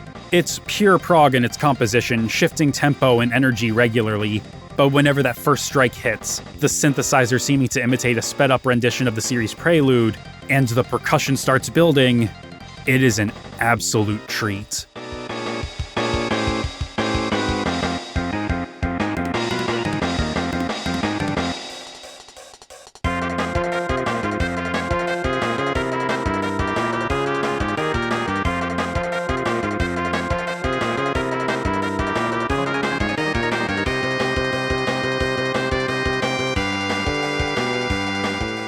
On the whole, while Final Fantasy V's score has some unquestionably phenomenal compositions, in my opinion, most of it doesn't linger in the mind as much as previous titles.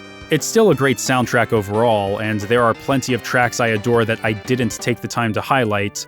But while the game's heart, energy, and moment-to-moment gameplay are supported by the score, the one aspect Uematsu unfortunately did not uplift, though not for a lack of trying, was its themes.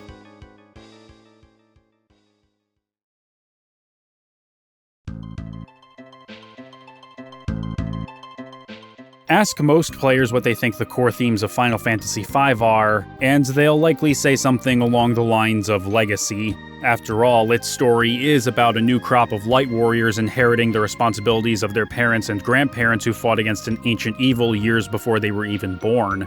And while they would be correct to identify this as a thematic through-line, it's also one which is missing a great deal of cultural context, which creates a much deeper thematic resonance with the game's original target audience: Japanese teens and young adults in the early 1990s.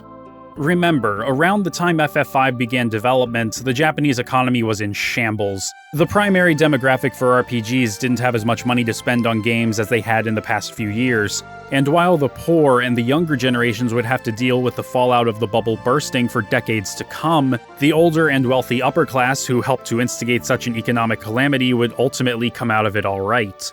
Even as early as 1992, it was clear that the young and the old were living in two very different worlds, each a different side of the same coin. And despite the gravity of the economic fallout affecting them both, one of them would suffer a much greater lasting impact. In Final Fantasy V, the world is initially split in two: Butts' world, which we associate with the young, and Galuf's world, which we associate with their forebears. When Exdeath initially broke free of his seal 30 years ago, he began to ravage the latter, until a powerful few pushed him off into the other world and, when they couldn't defeat him, decided to seal him off again in the hope that nothing bad will happen. And while Dorgan stayed behind to watch over the seal and didn't want Butts to bear the burden of his responsibilities, the reality is that he and the other Dawn Warriors still passed the buck off to the people of this world, even if they did have the best of intentions.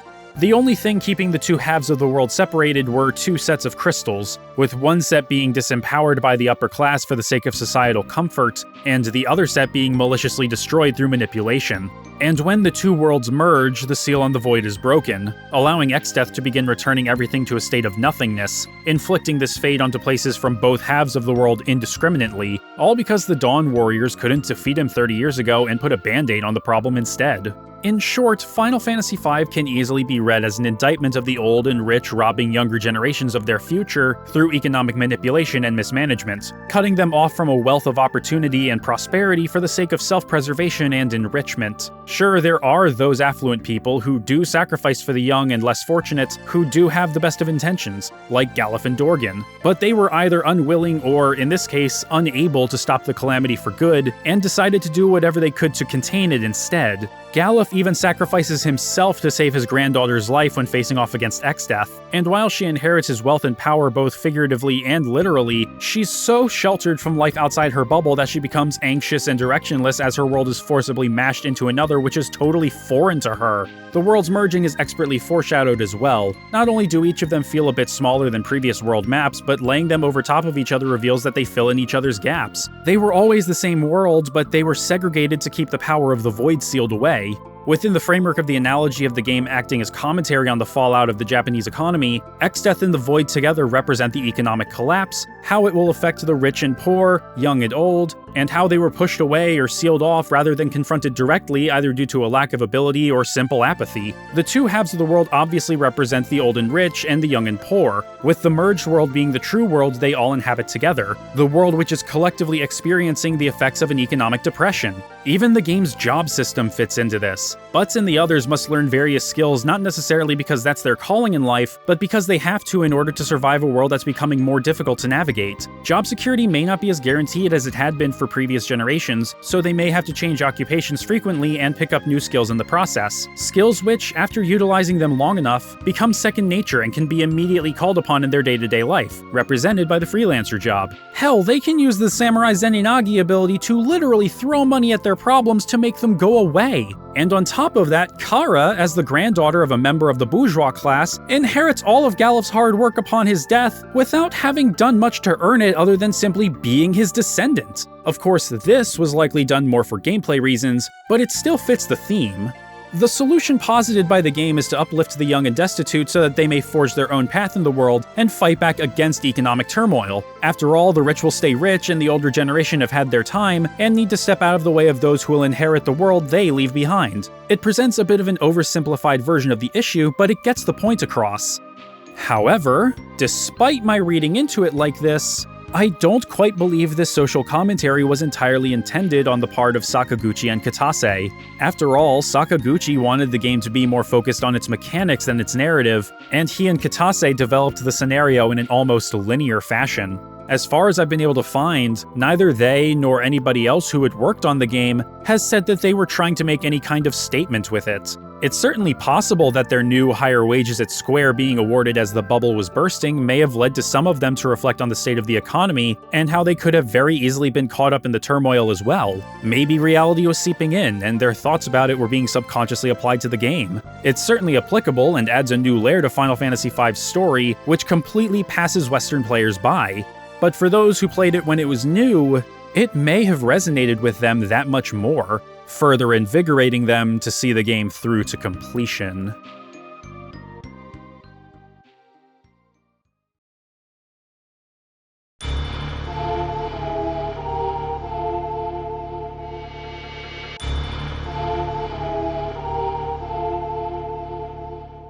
Up until this point, Final Fantasy has tended towards laying out a pretty linear path for the player, with some optional deviations along the way. And while Final Fantasy V largely sticks with this framework, its finale discards this philosophy in favor of presenting a laundry list of challenges for the player to undertake, if they are so inclined, before the final battle.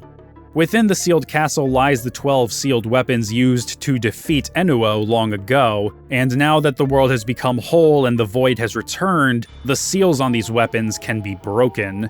Once you've secured the 4 lithographs, one for each element, the weapons will be yours. However, while you're encouraged to unlock all of them, you only need to acquire the Earth lithograph for story purposes. The rest are technically optional, but the rewards for attaining them all amount to more than just the strongest weapons in the game, as they also unlock additional side quests for the most powerful spells and summons. And after Cid gives the airship the ability to turn into a submarine, you can even return to the sunken remains of the Waltz Tower to procure a shard from the water crystal that was out of your reach before. But it's guarded by Gogo, a mimic who will copy anything you do. But therein lies the method to defeating him. If you do nothing, they will do nothing. They'll commend you on your cleverness before dispersing, and now you've unlocked the final job, the mime. But the ultimate challenges lie within the interdimensional rift itself. Among the conga line of tense battles with Exdeath's minions are 2 monstrosities which stand above the rest: the stalwart automaton Omega and the draconic terror Shinryu. A library within the rift alludes not just to their presence, but their obscene power, stating that even the sealed weapons which defeated Enuo were not enough to combat them, and so they were sealed within the rift. This is more than just flavor text, as they can't be defeated through sheer tenacity alone. They require preparation and strategy, gained through a holistic understanding of the game's job system. Simply grinding for high levels like every other boss, including the final battle with Exdeath himself, is meaningless. This came about as a result of the reception to Final Fantasy III's Endgame, where some players were discouraged and turned off by the difficulty of its final gauntlet. Sakaguchi reasoned that those players who couldn't beat it would come away from the game dissatisfied, and would be less likely to pick up the next one. But he also wanted to give hardcore players the opportunity to really put their knowledge of the game's systems to full use. The solution was to make the core game beatable by more casual players, while placing these major tests of skill off the beaten path, which in turn would allow the dev team to supercharge these challenging bosses since they were no longer roadblocks to finishing the story. The trade-off was that these enemies, these super bosses, would only reward players with key items which served to prove that they did in fact defeat them, a digital manifestation of the knowledge and satisfaction of having done so. Of course, Shinryu also rewards Ragnarok, the most powerful sword in the game, but by the time you've received it, there's nothing left to use it on. It's simply an extension of that satisfaction, another symbol to mark your accomplishments. It's as counterintuitive as it sounds, but I can't bring myself to dislike it, because I agree with Sakaguchi that the satisfaction of having conquered them in the first place is enough of a reward in its own right. The sword is just a nice bonus. Thankfully, enemies within the interdimensional rift award much more AP than those practically anywhere else in the game, allowing the player to fine-tune their party's builds at the 11th hour both for the super bosses and for the final confrontation with Exdeath. There's an uneasiness pervading the whole dungeon. The laws of time and space are thrown out the window here, with the party trekking through areas which resemble places they visited along their journey, all with little to no logical cohesion between them. The Phantom Village, for example, the inhabitants of which inform you that their town fell into the rift when the world was split in two, is passed through on your way to fight Exdeath, but is completely frozen in time. In the depths of the rift, the abstract spaces begin to percolate into a consistent theme. Blue, crystalline cliffs, infested with the roots of the evil tree waiting at the end, all floating in a void of nothingness. It's here where the party once again encounter Gilgamesh, whose parting I've already gone over. When the party finally confronts Exdeath deep within the rift, the warlock gloats that they're too late, that he's finally attained the full power of the void. He takes the form of a large tree, with roots extending down past where Butts and the others had tread to arrive here. Its bark appears almost like the sinew of muscle, some of it coalescing into what looked like a pair of squinted eyes near the top of the trunk, and a featureless face pulsating at the base. He begins exerting his newfound power to absorb more and more of the world into the void, before attempting to do the same to the party, and for just a moment, it works. But the spirits of the Dawn Warriors and King Tycoon appear before them to hold back the void and give them time to defeat Exdeath once and for all. As striking as Exdeath's design is in this form, the battle itself is actually pretty underwhelming. He doesn't seem to attack very often, and when he does, it's mostly just kind of pathetic. Even his meteor wasn't quite enough to knock out even a single member of my party, but defeating this arboreal atrocity is not the end of the battle, as the void consumes Exdeath himself to give him a new form. Neo Exdeath, a terrifying amalgam of man, beast, undead, demon, tree. He is now, visually, almost totally removed from what he had been before, and his goal has shifted ever so slightly. Now he desires to erase everything, every dimension, every memory, every world, everything, from existence, for eternity, after which he will erase himself. How much of this is brought on by Exdeath's own desires and what may be the will of the void is unclear, but at this point it doesn't matter. He's still a threat, and now he isn't restrained by his previous hamminess. He needs to be stopped. Now. The multi-phase boss fight was nothing new by the time of Final Fantasy V. Dragon Quest had been doing it since its first installment in 1986. But as a first crack at the concept, Final Fantasy V does it pretty well. The first phase warms you up, and the second adds additional complexity, with multiple points to target with their own stat blocks. Like Zeromus, he has tells for his ultimate attacks, Almagest and Grand Cross. The former is a holy attack that does high damage and inflicts sap, while the latter merely inflicts a negative status ailment on each party member. Amusingly, Grand Cross is predicated by an exclamation of the laws of physics being broken, which appears to be muttered by Exdeath, but is actually meant to be a description of what's supposed to be happening, to compensate for the lack of a visual effect. The fight with Neo Exdeath is exhilarating, a frenetic marathon where there's always momentum, even when you have to restore and revive your party. Neo Exdeath hits hard and takes a lot to kill, as the various sections of his monstrous form collectively have over 200,000 HP. Ideally, one would want to focus on one part at a time, but taking care to split focus between the final two. This is because he'll start hitting the party with a barrage of powerful magic when only one of his parts remains, so splitting focus before then would shrink the window of opportunity he has to do so. Of course, I mostly used spread attacks anyway, and I came out of it okay. and thankfully there are a multitude of strategies which can be used to defeat him thanks to the flexibility of the job system. He goes down just the same in the end.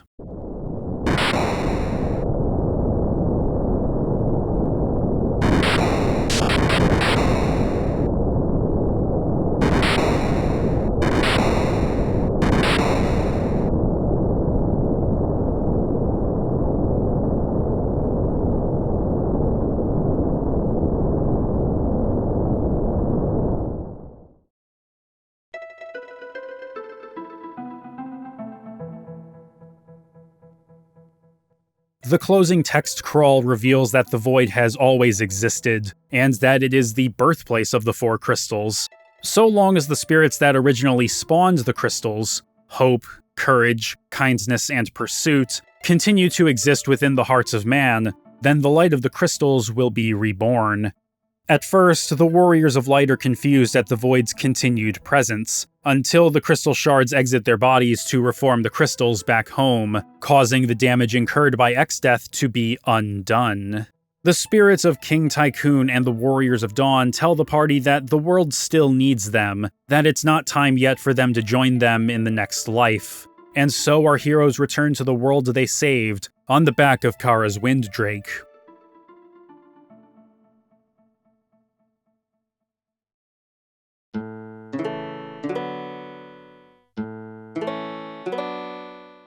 A year passes, and Mid receives a letter from Kara describing what the other Light Warriors have gotten up to since they saved the world. Butts has returned home to Lix to spend time caring for his parents' gravesite before starting a new journey. Lena and Ferris were set to rule over their kingdom together, but Ferris ultimately returned to their old life as a pirate. Meanwhile, Kara has been all alone, with only her Winddrake, her Moogle, and her memories of their final battle keeping her company. On the anniversary of Galuf's death, she visits his final resting place at the Guardian Tree, and asks Sid and Mid to tell the others she'll be there if they ask about her, that she wants to see them again.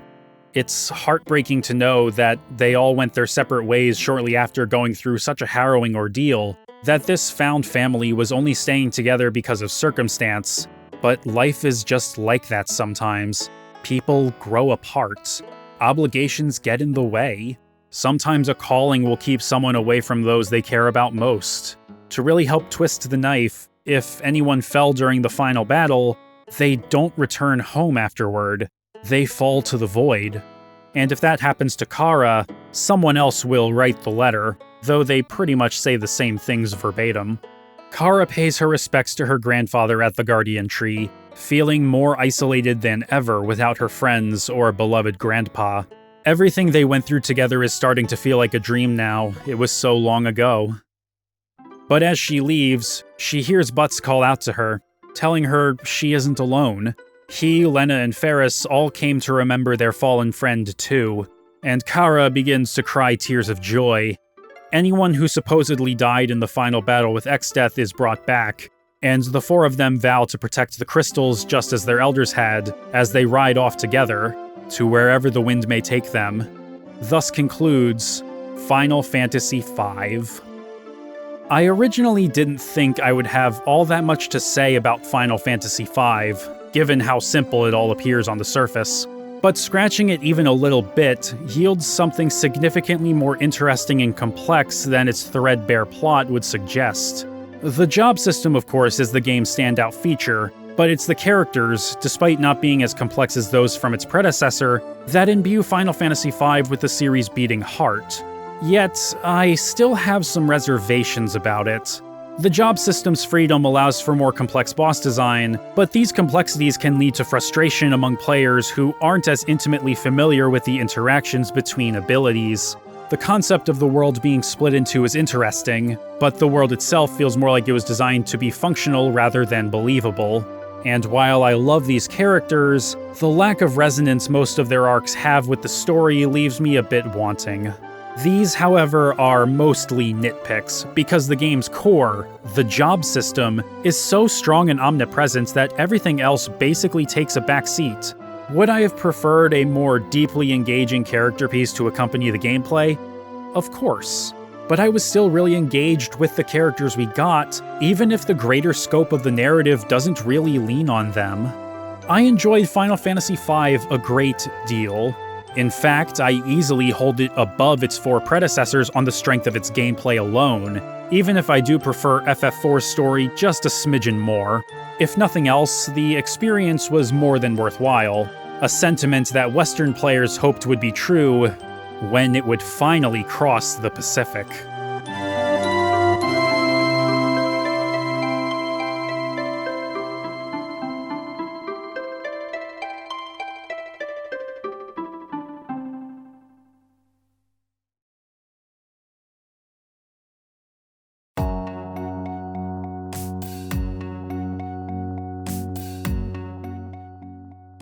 Before Final Fantasy V even saw release in Japan, however, Square were working on solutions to the issues they were facing in the US market.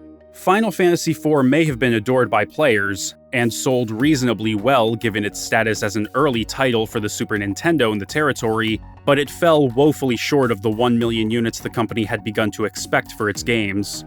In the wake of FF4's release in North America, an emergency meeting would be held at Square's headquarters in Tokyo, and among those in attendance was Squaresoft's new in-house translator, Ted Woolsey. They'd shipped FF2 and they just, felt in Tokyo that they needed something else to kind of get people trained up on that style of gaming, and that became a game called Mystic Quest, which was a little 4 meg game, which is basically a Game Boy game that was put on the SNES. And that one came about. We were in a board meeting, and Sakaguchi-san and Miyamoto-san and some other folks, kind of immediately just said they had to fix this, and they called the guy who was waiting around, the corner or outside the office to come in, and it turns out he was the head of the new Osaka development team, and said, "You will make a game for America." And I was like, "Okay, I'm doing it. Great." And so I was a little bit more involved in the writing of the story on that one, just to kind of try to shape it better. But it's, as a 4 meg ROM, there was just an excruciatingly small amount of space there to kind of spin a yarn, as it were. They wanted a million units. That was their number, and they were starting to get that in Tokyo with every release for Final Fantasy. And of course, Enix would always outdo them with its release of its next game, and so there was a big competition that way. And in North America, they, FF2 for first RPG for SNES, I think, did well. In the early days of Super NES, the install base was small, and the percentage of users that were buying the game was relatively small, and it did not play out as they had hoped. I think Nintendo said, "Hey, you guys will be out there as one of the best games. You're going to sell a ton of software," and I think that they just felt that the game was too complicated and not mainstream enough, and so that was the reason that Mystic Quest came to be. Woolsey's remarks comparing Mystic Quest to a Game Boy title weren't entirely unfounded either, as the Osaka team were also responsible for Saga 3, which would be localized as Final Fantasy Legend 3 upon its North American release the following August. The reception to Mystic Quest was decidedly more tempered than previous titles, with Nintendo Power scoring it a 3.725 out of 5, and Electronic Gaming Monthly awarding it a 29 out of 40, with criticism aimed primarily towards the game's simplicity for the sake of drawing in novice and young players, but otherwise felt it was a reasonably worthwhile game. It would ultimately outsell Final Fantasy IV outside Japan, moving roughly 400,000 copies, possibly due in part to its comparatively low price of only $39.99.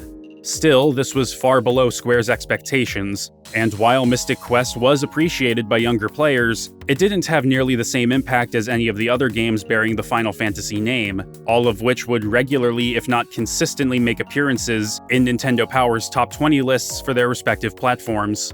Mystic Quest, by comparison, would only appear in the top 20 SNES list twice, in the February and March 1993 issues, peaking at the number 19 spot, before quietly fading away. Mystic Quest would ultimately have a second life of sorts in Japan the following year, where it would be retitled Final Fantasy USA Mystic Quest, and go on to sell another 400,000 copies. However, the reception there was much colder than it had been in North America, with Famitu's cross-review panel giving it a paltry score of 23 out of 40. It would also be the first Final Fantasy title to be released in Europe, albeit stripped of its original namesake and retitled Mystic Quest Legend. Meanwhile, fans back in North America were still eagerly anticipating the release of Final Fantasy V, which was taking much longer to hit store shelves than expected. Initially, Squaresoft's newsletter, the Ogopogo Examiner, assured fans that the game was going to come to North America in 1993, albeit renamed Final Fantasy III. In their following issue, they would proclaim that the localization process had officially begun in mid-1993. In that same issue, Squaresoft would explain that the delay was a result of the difficulty of splitting the software engineers back in Japan between upcoming games and localizations of those already released. Meanwhile, word of the game's existence, both under its original and localized titles, had already begun to spread amongst would-be players. Dennis Publishing's Nintendo Game Zone would run an article covering the game's premise and Japanese release in their February 1993 issue. In April, GamePro's Monty Hall would run a brief feature on the game, in which he erroneously claimed that it took place in the same world as its predecessor, only 700 years later, and stated that it would be released stateside in November. In August, Nintendo Power would make their first reference to the game, with an expected release window of the first quarter of 1994. Then, in January, in a section exploring games that never left Japan, they would highlight Final Fantasies 2, 3, and 5, noting that the latter was due to be released as Final Fantasy 3 later that year. But after that, any mention of Final Fantasy 3 in Nintendo Power would be in reference to Final Fantasy 6. This decision had come about as a result of focus groups largely feeling that Final Fantasy V was too complex and inaccessible, even though the more involved character building and strategic gameplay were major boons to more seasoned players. This disgruntled numerous fans who had been following what crumbs of information they could get their hands on about the game, and with Mystic Quest still being somewhat fresh in their minds, a narrative would begin to form that it was actually made to replace Final Fantasy V in North America. Thus, what was initially mild positivity toward Mystic Quest would morph into derision, that this game was the reason Final Fantasy V never came out in North America for the Super Nintendo. This is untrue, of course, as the timeline of events doesn't even slightly add up. Even in the pre-internet age, this conclusion could have been reached with the information that was available. Simply looking at the release dates of Mystic Quest in North America and Final Fantasy V in Japan would have been very telling. But the information was scattered among multiple publications and newsletters, and even then, the full story behind the creation of Mystic Quest hadn't yet been divulged. Despite the air being cleared on the matter since the mid-90s, however, this falsehood would continue to persist for some time, with some believing it even to this very day, thus continuing to fuel some fans' contempt for Mystic Quest. However, plans to bring Final Fantasy V stateside were still in motion.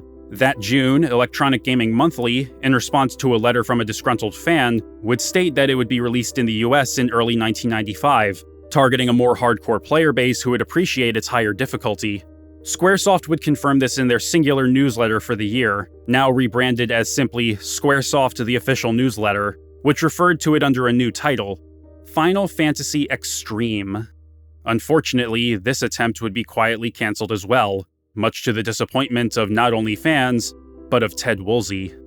I think one of my favorite games was Final Fantasy V, which I had almost all translated, but which they opted not to ship because they didn't really feel the U.S. market was ready yet for a second, flagship RPG. FF5 I thought was just, spine tingling. It's just, with the sound of the wind and, bells, in the background and, dragons to ride on, and that was where I really got just hip deep into this style of RPG. The sheer fact of not being able to bring that one out here, that's where I was worried about being met in a dark alley by someone who was pissed off. I would have understood being bludgeoned for that, because that was a mistake. We should have brought that out, I thought, and I championed that idea. I did ultimately send my screen text to them. I'm not sure if it was ever used for the translation.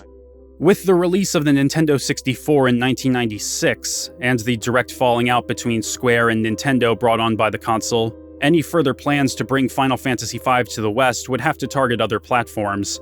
In 1998, such plans would be announced as being a port for Windows 95, with Top Dog Software working to port the game.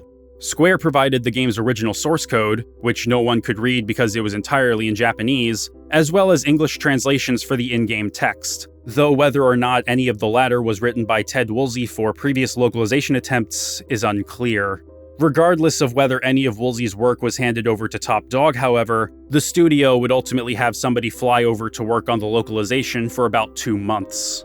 Unfortunately, the development of this version would experience several issues stemming from poor communication between Top Dog, who were in Austin, Texas, Squaresoft, who had relocated from Washington State to Los Angeles, and Square headquarters in Tokyo.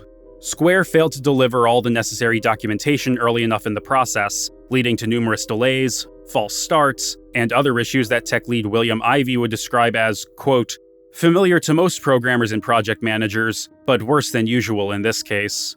Yet, the team were coming to grips with the game fairly well, perhaps a bit too well, as event system and user interface programmer Tony Duncan recalled an incident which drew the ire of Squaresoft's quality assurance department. Quote, I forgot the exact circumstances, but there was a part in the game where the group was on top of a mountain with the dragon. They're chatting for a while and then go to the dragon to fly away.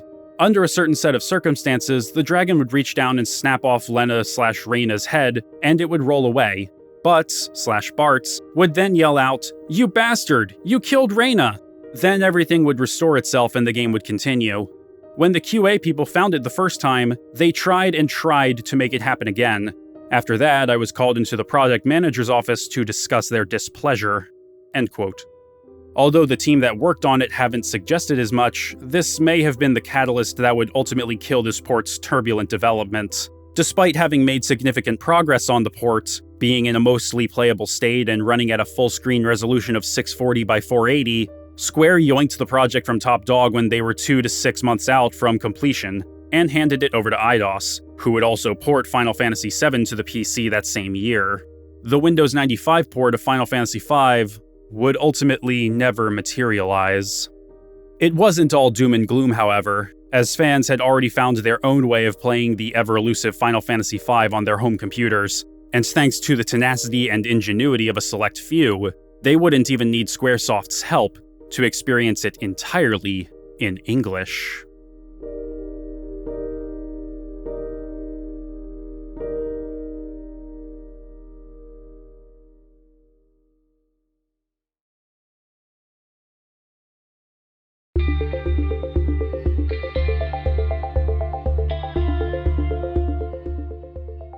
While computers began to make their way into American homes in the 1980s, they wouldn't begin to be especially commonplace until well into the 90s. The percentage of US households that had home computers roughly doubled from an average of 16 to 34%, and the number of people using the internet around the world grew at a similar rate. It was also during this time that enthusiasts began to develop emulators to play their favorite console games on their PCs, with a vast swath of ROM files available to download online. In this era of hard drives that were only just getting into the gigabytes and 28K modems, the relatively small file sizes of NES and SNES ROMs didn't take up much space on the average drive, nor take an entire day or more to download. And as the emulators themselves became more robust and the internet more widespread, playing old Nintendo games on a PC would become easier than ever. This accessibility would introduce players to numerous games which had only been released in Japan, skipping North America and Europe. For Square, this included the likes of Final Fantasy II and III, Seiken Densetsu III, Romancing Saga, Live Alive, Front Mission, and of course, Final Fantasy V. However, while the opportunity to finally play it had now presented itself, it was still a Japanese game that had never been released in English, and as such, English-speaking fans were left to fumble through the game without being able to understand anything that was going on.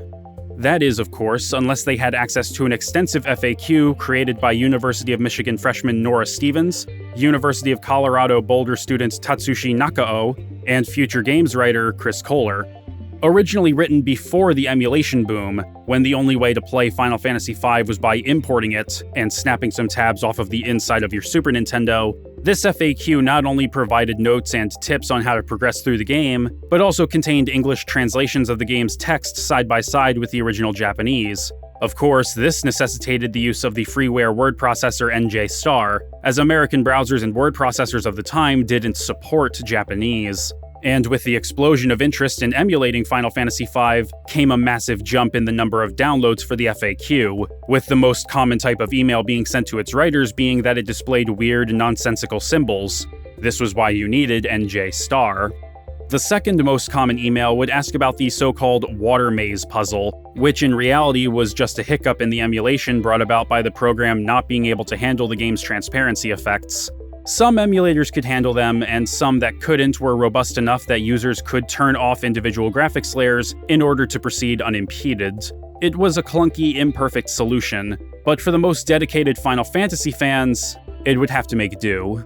Soon after, however, the emulation situation surrounding Final Fantasy V would enter a new stage, one which would eschew the need for a written FAQ, and make the experience more palatable to a wider player base. However, because the situation unfolded on forums and IRC channels all the way back in the mid to late 90s, there isn't much in the way of visuals to throw up on the screen. So in order to tell the story of what happens next, we're going to try something a little different.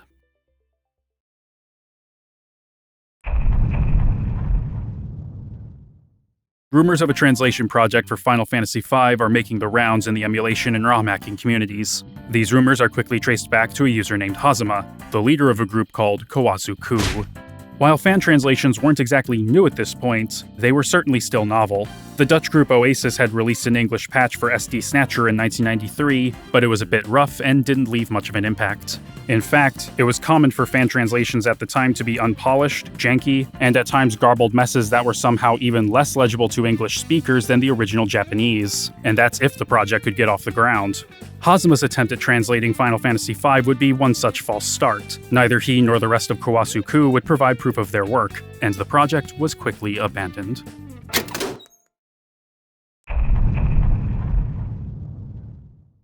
Members of the community were disappointed, their hopes crushed.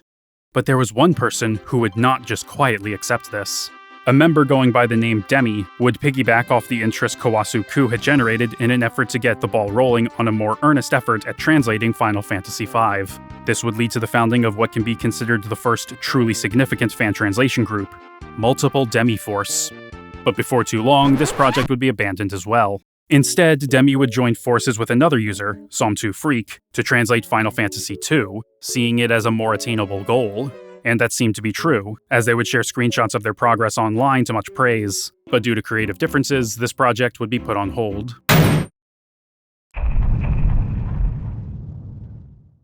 What had been released of their FF2 efforts, however, would serve as the impetus for the first successful attempt at translating Final Fantasy V. After discovering the incomplete FF2 translation, 14-year-old Derek Sobodash, under the handle Shadow D, or simply Shadow, became interested in the idea of fan translations. He would ask Som2 about how he could go about doing it himself, and Som2 would provide the young lad with programs and materials to get him started. Now, before we go any further, let's get a better idea of the kind of kid Sobodash was. Derek Sobodash was a self-described script kiddie, basically someone who messed around with malicious tools, software, and code for a laugh. Notably, he used a keylogger to get a hold of his high school administrator's login information, and sent the anarchist's cookbook to every email address in the school from the admin account. He claimed this was an accident, but he would end up with a lifetime ban from his school library for his trouble. It was shortly after this stunt that he discovered ROM hacking and the FF2 translation. The most recent Final Fantasy at the time was Final Fantasy VI, and Sobodash figured that if that was the best game in the series, then surely Final Fantasy V would be the next best thing. But despite his eagerness to produce his own translation patch, he didn't know any Japanese. Instead, he would simply pilfer somebody else's written translation to expedite the process. But Sobodash found the tools Som2 had given him to be too cumbersome and unwieldy. One of them would even crash whenever he alt-tabbed. He would quickly discard these tools in favor of others, which were being used to develop a ROM hack of Dragon Quest I and II for the Super Nintendo, as well as a different hex editor. But this hex editor didn't have a table to sort hex automatically, leading Sobodash to complicate the process further. He would fill a 3-ringed binder with the 380-page translation he had procured, the game's Japanese font, and hexadecimal tables. The sheer amount of paper he was using claimed the life of his family's printer. He would bring all of this to school with him every day, making flashcards in order to teach himself which hex codes matched each Japanese and English character. Otherwise, he was spending hours studying raw hex and converting hex code into Romanji.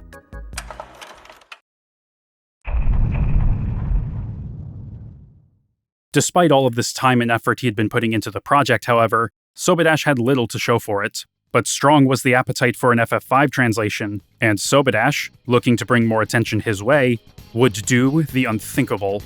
He would lie on the internet. He edited screenshots of the game with Photoshop, replacing the Japanese text with English to make it seem as though he was further along than he really was. and fans ate them up. For months, Sobadash would be bombarded with requests to help with the project.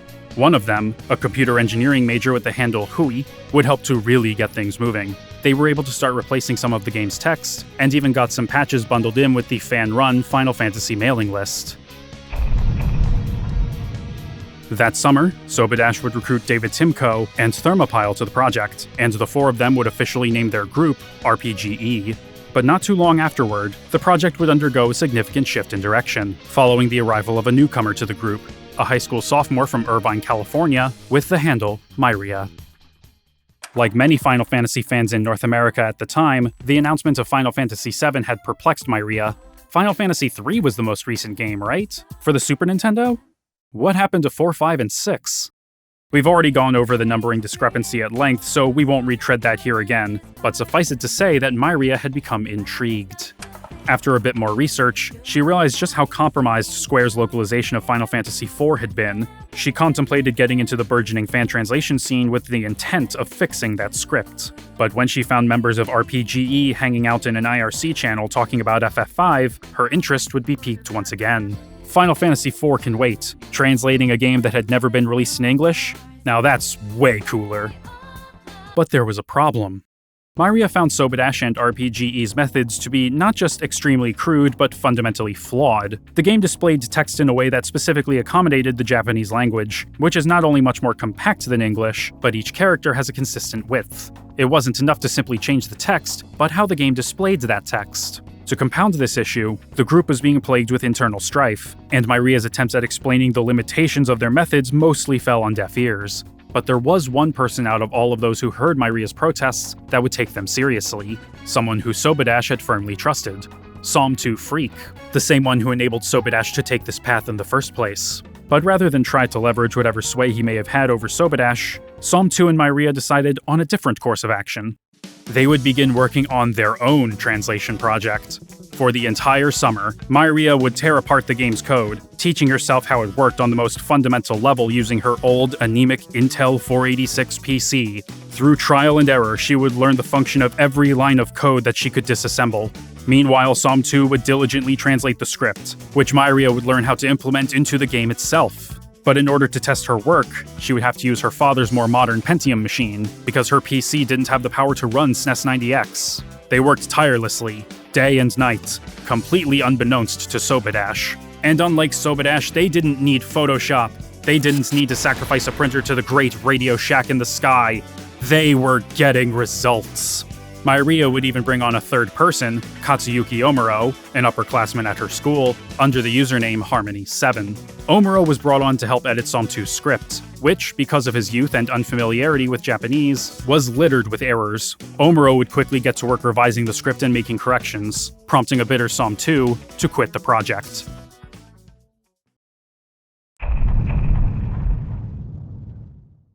Myria and Omuro continued working on the project as the school year started. Myria's work would conclude after writing a program which would allow them to more easily inject their English script into the ROM. Now it was down to Omuro to finish and revise his script, and their fan translation, the only one left still being worked on within RPGE, would be complete.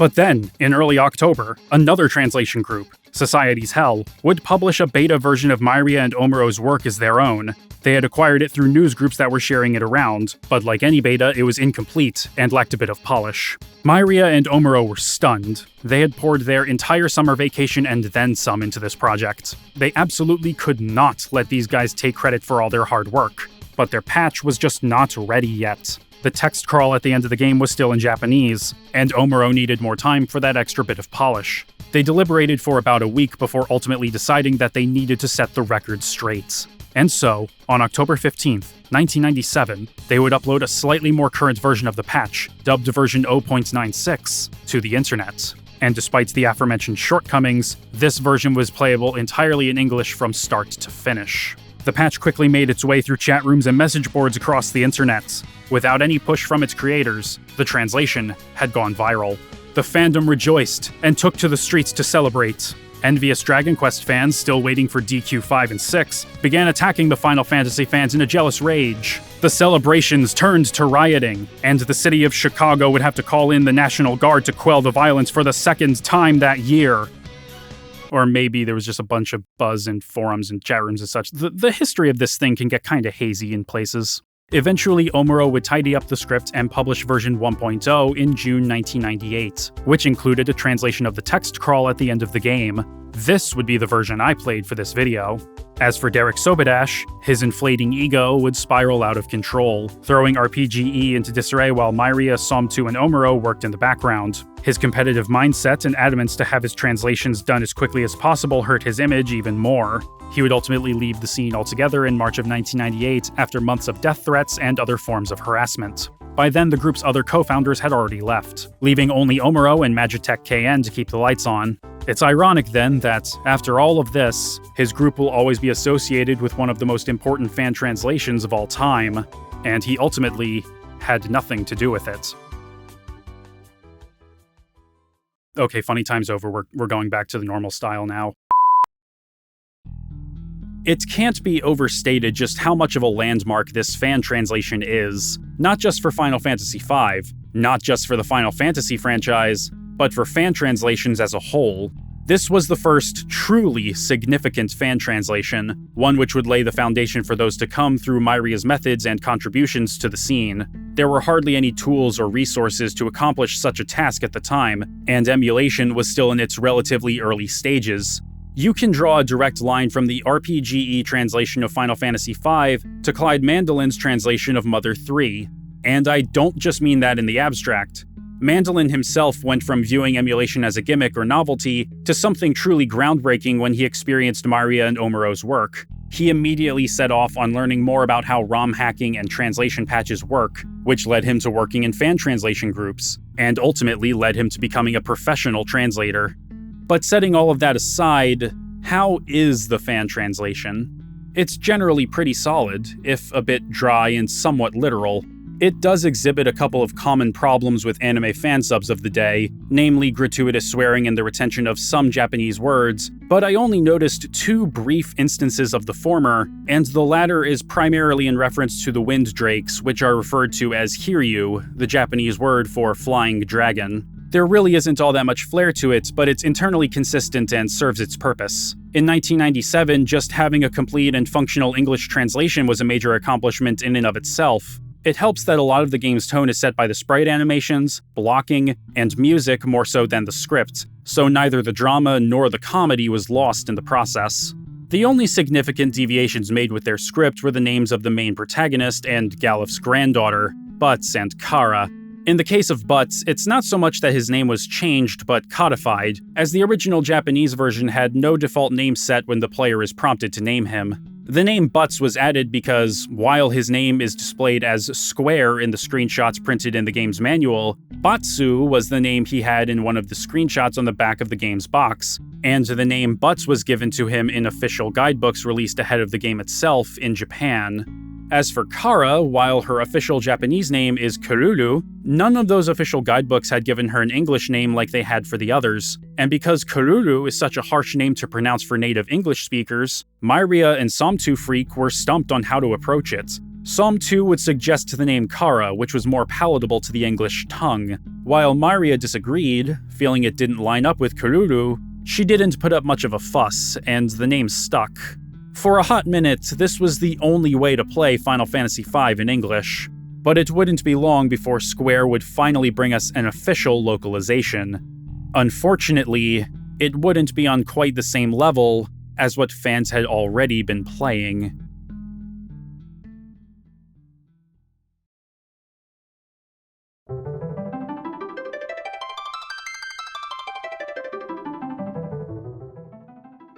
On March 19, 1998, several months before RPGE would release the first version of their English patch, Final Fantasy V would be released for the PlayStation in Japan, with North America and Europe receiving the port on October 5, 1999 and February 27, 2002, respectively, as part of their respective Final Fantasy anthology compilations.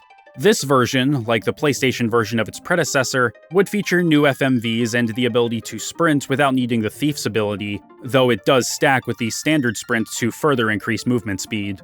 This would mark the first time the game would be officially playable in the West, but it would unfortunately sport a litany of issues. Poor sound quality and horrendous load times are very apparent, in addition to visual errors and even crashes surrounding the save menu when the game is played on subsequent PlayStation consoles, although these issues would apparently be fixed in the Greatest Hits release. But these problems pale in comparison to the localization, the quality of which waffles between misguided and incompetent. Wyverns are now Wyburns. Victory at the end of a battle is now a protracted yes! Tonberry is now Dingleberry. X-Death is now X-Death. And most of the party have had some changes made to them as well, at least compared to what RPGE's work had given us. Lena is now Reyna. Kara has been given the official English name, Kryl. Ferris easily got hit the worst out of the main cast in this version. If it isn't the mistranslation of their birth name from Sarisa to Salsa that confounds you, then it's their incessant pirate speak. It not only makes it a bit more difficult to understand what they're saying, it also unintentionally reduces an interesting and complex character into a bad joke that's as far away from endearing as you can get. Final Fantasy V is more comedic than its predecessors, yes, but it knew when to pull back on the humor and let the story and characters breathe a bit. And with just this one localization choice, the wind is taken out of the game's sails just enough to make me not want to give this version the time of day, all the other issues aside. Sure, their character arc is still there, but geez, that accent. And then there's our main protagonist, Butts. Or rather, Bartz, as he would officially be known in the Western world. They're both technically correct as far as localizations go for his Japanese name, Batsu, but this decision has since created a bit of a ripple among fans.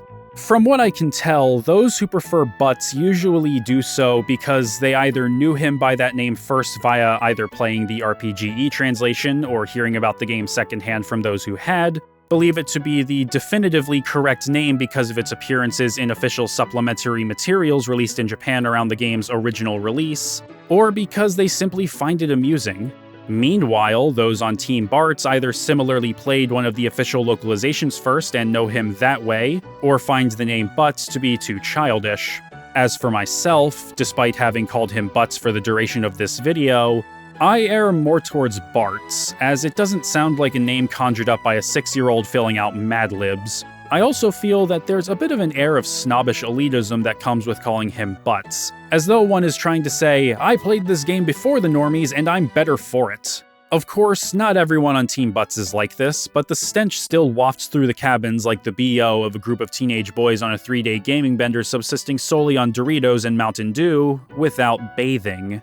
The reason I called him Butts here was because, for several years, English-speaking players knew him primarily by that name, not just because of the fan translation, but because the poor quality of the PlayStation version turned many players away from it, and so they would play the other game in their anthology set, Final Fantasy IV in Europe and Final Fantasy VI in North America.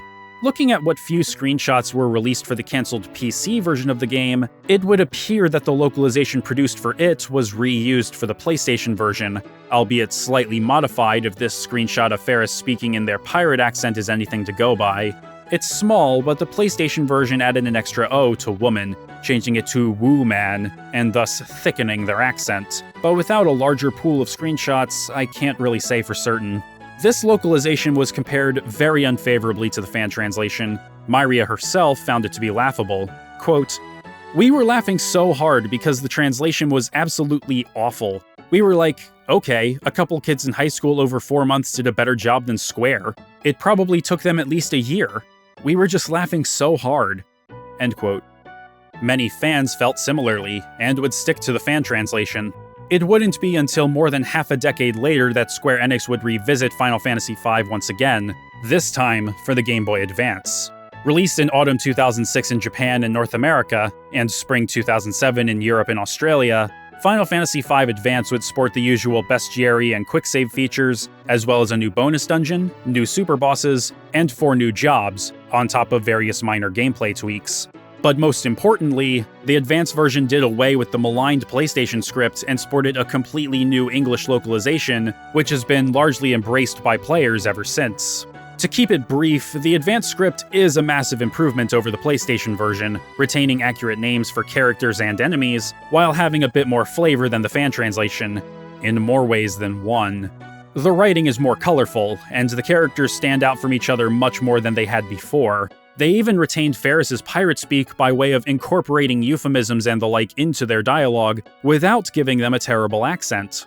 However, I also feel this script leans a bit too much into the comedic and farcical through the injection of jokes, puns, and pop culture references which weren't there before. The Simpsons, Teenage Mutant Ninja Turtles, Power Rangers, Pokemon, and A Streetcar Named Desire, among others, all get referenced at various points.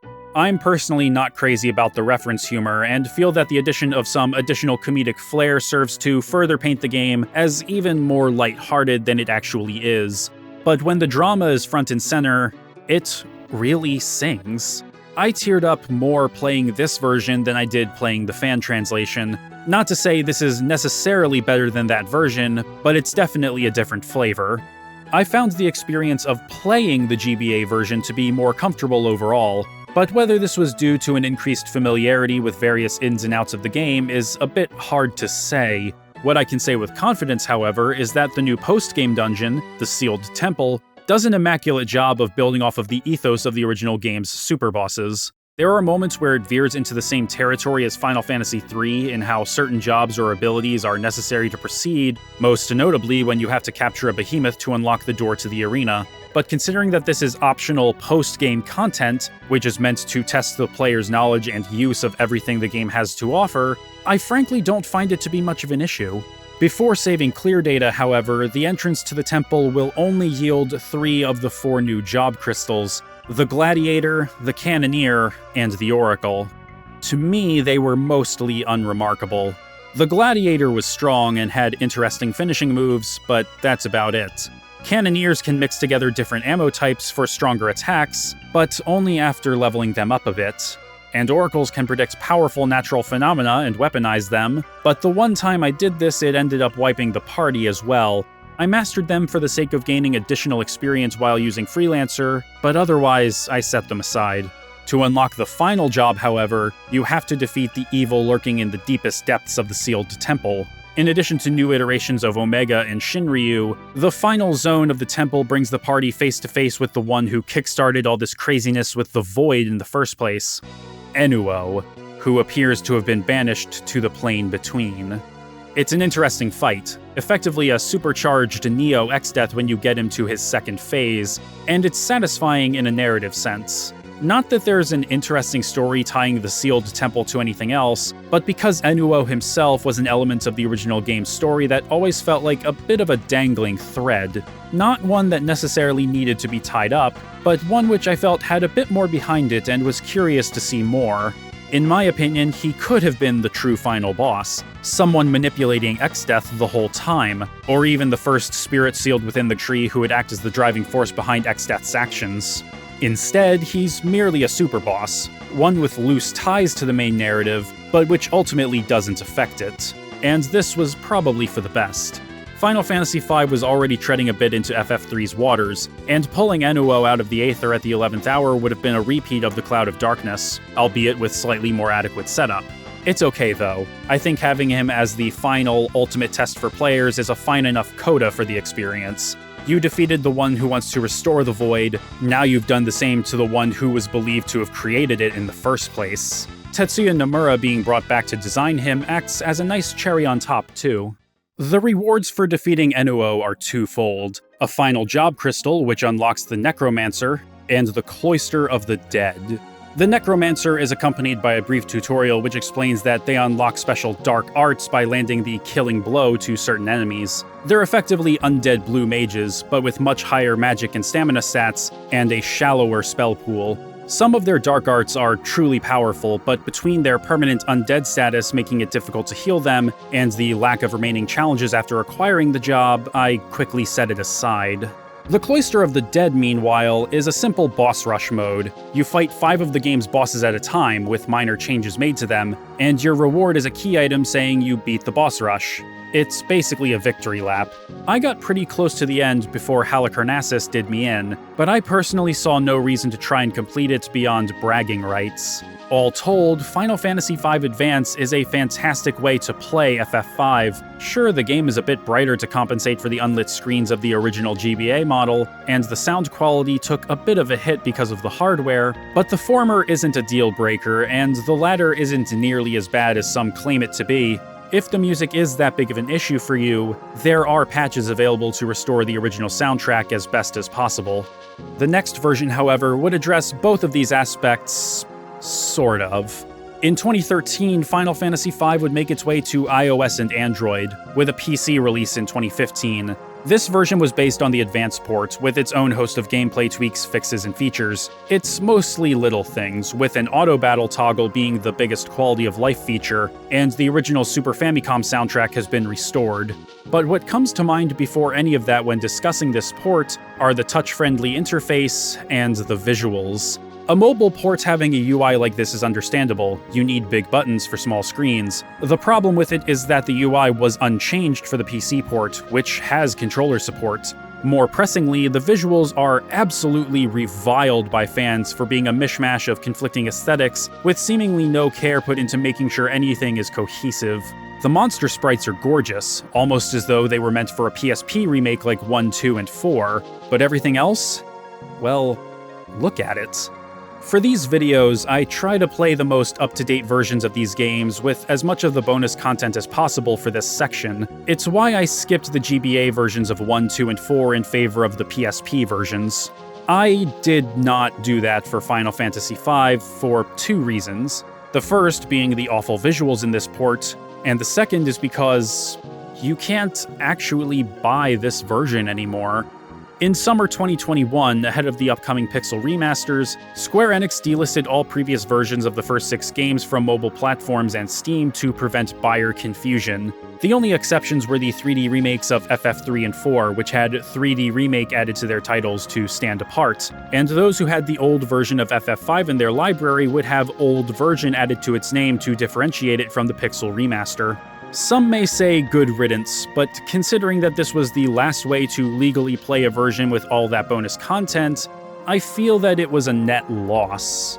Yes, its visuals are poor, but leaving it as an option would only have been a positive. Instead, the Pixel remaster, released in 2021 for mobile and PC and in 2023 for PlayStation 4 and Nintendo Switch, is the only version available to buy on modern hardware. And even then, currently only the console versions sport a slightly more appealing pixel font, the ability to disable random encounters, and adjustable experience, AP, and guild yields ranging from 0 to 4 times. These features are supposedly being planned for the PC and mobile versions, but as of right now, it's unclear when they will arrive. For this go-around, I played the Pixel remaster on the Nintendo Switch. I decided to max out the boosters for this playthrough so that I could experience the game in a manner closer to someone who had never played it before and wanted a more comfortable experience. Because of FF5's design, I was unsure how the boosters would really affect the difficulty. Broadly speaking, the game's challenge comes from tactics rather than stats. I don't think I can accurately judge the difficulty in the Pixel remaster because of how familiar I've become with the game, but I can say with confidence that the boosts don't break the game in half either. If anything, they assuage the tedium of grinding for gil and AP, encouraging new players to try and experiment more with different job and ability combinations, because the amount of effort required to level them up and kit them out has been significantly reduced. So in that regard, I suppose it wouldn't be inaccurate to say that it's easier than previous versions, or at the very least, it's the version of the game that's the friendliest to newcomers thanks to these quality of life improvements, as well as auto and quick saves. The presentation is easily my favorite of the Pixel remasters so far, preserving the feel of the original pixel art while adding just a bit more depth and color, as well as adding more visual flair and finesse that simply wasn't possible on the Super Famicom or Game Boy Advance. And the rearranged soundtrack is the coup de grace.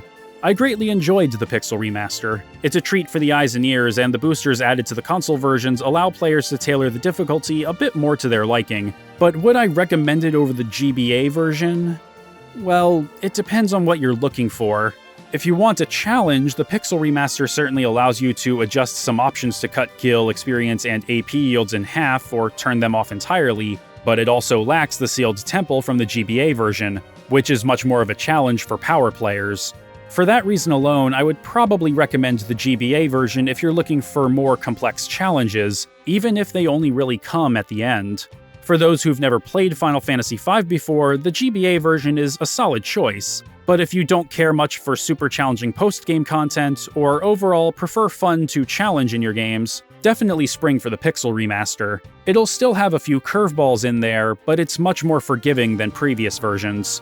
I suppose that it's only fitting that Final Fantasy V has multiple legitimate options for newcomers to play, when one considers its unique reputation among players outside its home country.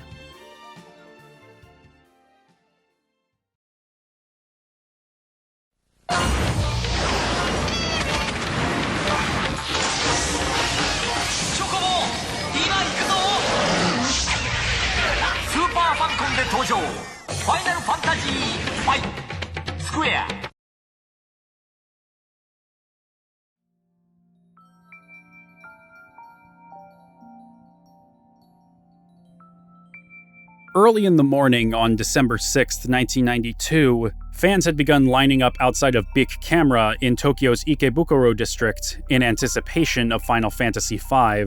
Some had initially lined up the previous evening, prompting the store to give these extreme early birds vouchers so they could save their place in line. By the time the store opened, the queue had already numbered in the thousands. Final Fantasy V would sell around 900,000 copies on launch day, 4.5 times as many copies as Final Fantasy IV had sold on its first day. Famitsu's cross-review of the game would praise its presentation and story, noting the expressiveness of the characters, and how much of a tearjerker the experience was. Each of the 4 panelists recommended it wholeheartedly, with one of them, Isabella Nagano, especially recommending it for girls. Overall, they gave it a rating of 34 out of 40, a high score befitting their acclaim, but slightly lower than the 36 bestowed upon both its predecessor and Dragon Quest V. Famitsu wouldn't be alone in their praise either, as the Super Famicom magazine would share similar sentiments in their own review of the game the following month, wherein they would give it a score of 90. Between its staggering Day 1 sales and the stellar praise from both players and critics alike, Square were expecting to have 2 million copies shipped by the end of the year. A bold expectation, but not entirely unreasonable. Final Fantasy V would remain a bestseller for some time, and it would hit that 2 million mark by the end of January, becoming the 4th multi-million seller of 1992, alongside Dragon Quest V, Super Mario Kart, and Street Fighter II. Ultimately, Square would sell 2.45 million copies in Japan, and it would be the 2nd best-selling game of the year behind Dragon Quest V. A monumental achievement, especially considering the demand for Dragon Quest had led to a steady increase in price for the console, raising the barrier to entry for new players. Interestingly, however, Final Fantasy V would outsell Enix's latest outing in South Korea, being outsold only by Street Fighter II. And while it ultimately wouldn't see a release for the Super Nintendo in North America, the then still nascent Game Fan magazine would recognize it as being one of the best imports of the year, as well as having one of the best soundtracks of the year among said imports. Amusingly, before the game itself was officially released in North America, a Final Fantasy OVA, commissioned by NTT Publishing and animated by Studio Bones, would make its way stateside. Originally released in Japan between March 21st and July 21st, 1994, this OVA, simply titled Final Fantasy in Japan, would take place roughly 200 years after the events of Final Fantasy V, and center on Bart's descendant, Linali. In North America, Urban Vision would release the dub in 2 volumes, each containing 2 episodes, on December 9th, 1997, and February 3rd, 1998. While the OVA was well received upon its initial release both in Japan and in North America, in recent years it's been more often maligned for its crudeness and focus on comedy.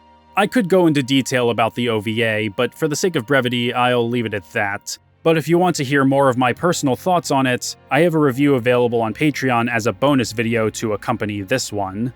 When Final Fantasy V did finally make its way to North America in 1999 via the Final Fantasy Anthology for PlayStation, Critical reception, while overall fairly positive, wasn't quite as glowing as it had been in Japan. It would be disparaged for having an overly simplistic plot, flat characters, and a repetitive structure. GameSpot would also take the translation to task, comparing it unfavorably with RPGE's still fresh and easily accessible fan translation, and the oft-maligned translations produced by Working Designs.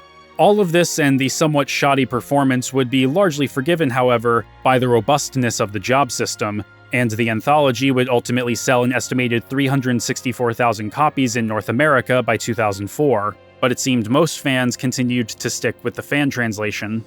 Meanwhile, the Japanese Final Fantasy Collection Set, a 1999 repackaging of the PlayStation versions of Final Fantasies 4, 5, and 6, would sell over 412,000 copies by year's end, becoming the 31st best-selling game in Japan that year. While the Game Boy Advance version would be praised for its localization, the other general criticisms regarding the game's characters, narrative, and structure would persist upon its release in 2006. This version would also unfortunately end up competing against the Nintendo DS remake of Final Fantasy III in North America during the 2006 holiday season, a season which also saw the release of Final Fantasy XII for the PlayStation 2. A truly crowded time, and one which would once again place Final Fantasy V in the underdog position, being a Game Boy Advance game released 2 years into the life of its successor. Of course, the DS could play FF5 Advance. It was backwards compatible with GBA games. But given the choice between paying $40 for a GBA game when that platform was on the way out, or paying the same price for a game made for the hot new system, most people would probably opt for the latter. Unfortunately, the only sales figures we have for FF5 Advance are for Japan, where it sold just shy of 260,000 copies as of December 30th, 2007.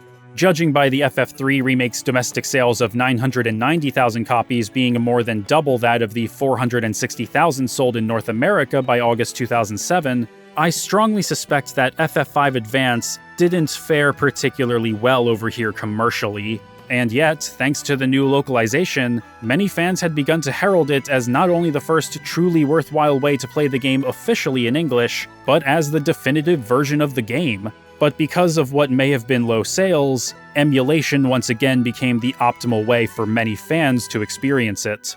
It's only thanks to the Pixel remaster that we now have a legitimate way of playing Final Fantasy V on current platforms that is easily available, affordable, and has a good localization, without having had to wish on a monkey's paw to get it. For 25 years, Final Fantasy V has been strongly associated with emulation, piracy, and fan translations. Its official releases were constantly burdened by adverse conditions, be it poor localization, crashes, lag, long load times, low availability, absurd secondhand prices, ugly and inconsistent art styles, or half-thought-out UI. And as a result, it remains largely overlooked in the Western world today.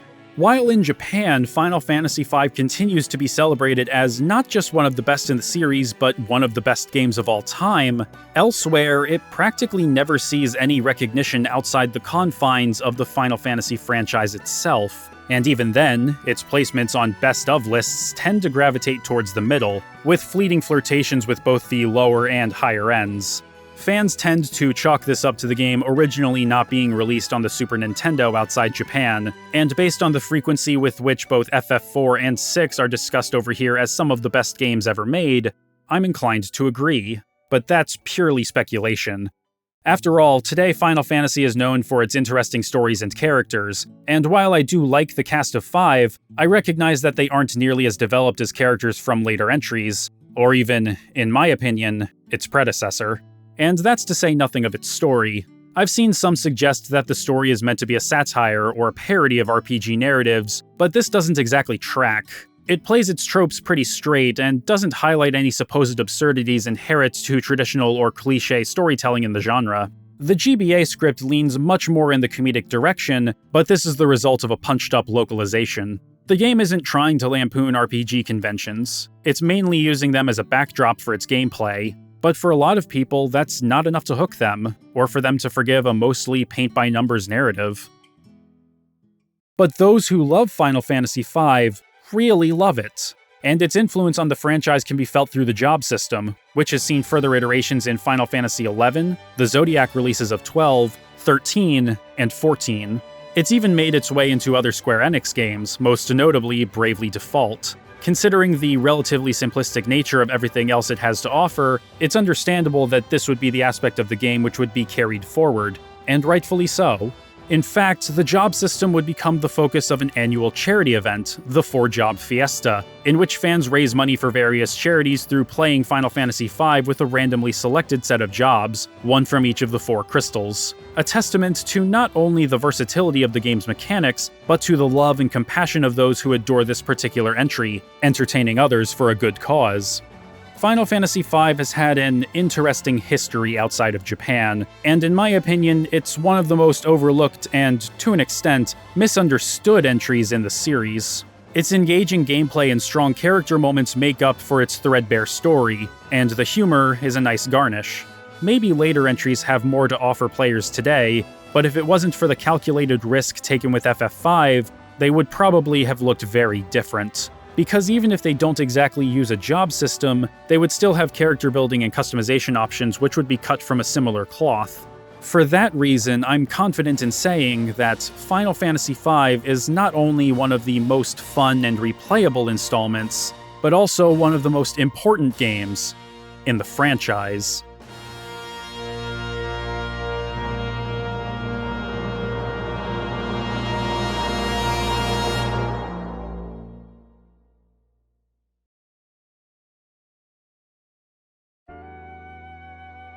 Even when the odds were stacked against them, Hironobu Sakaguchi and the rest of the Final Fantasy team were elated to see the 5th installment achieve such tremendous success. But with the market for RPGs becoming increasingly saturated, there was a renewed pressure to keep the series fresh to retain player interest. To that end, Sakaguchi wanted to flip the focus once again from gameplay to narrative and characters, specifically with a large ensemble cast. But as his duties as an executive would begin to take priority, he would step out of the director's chair for the first time in series history.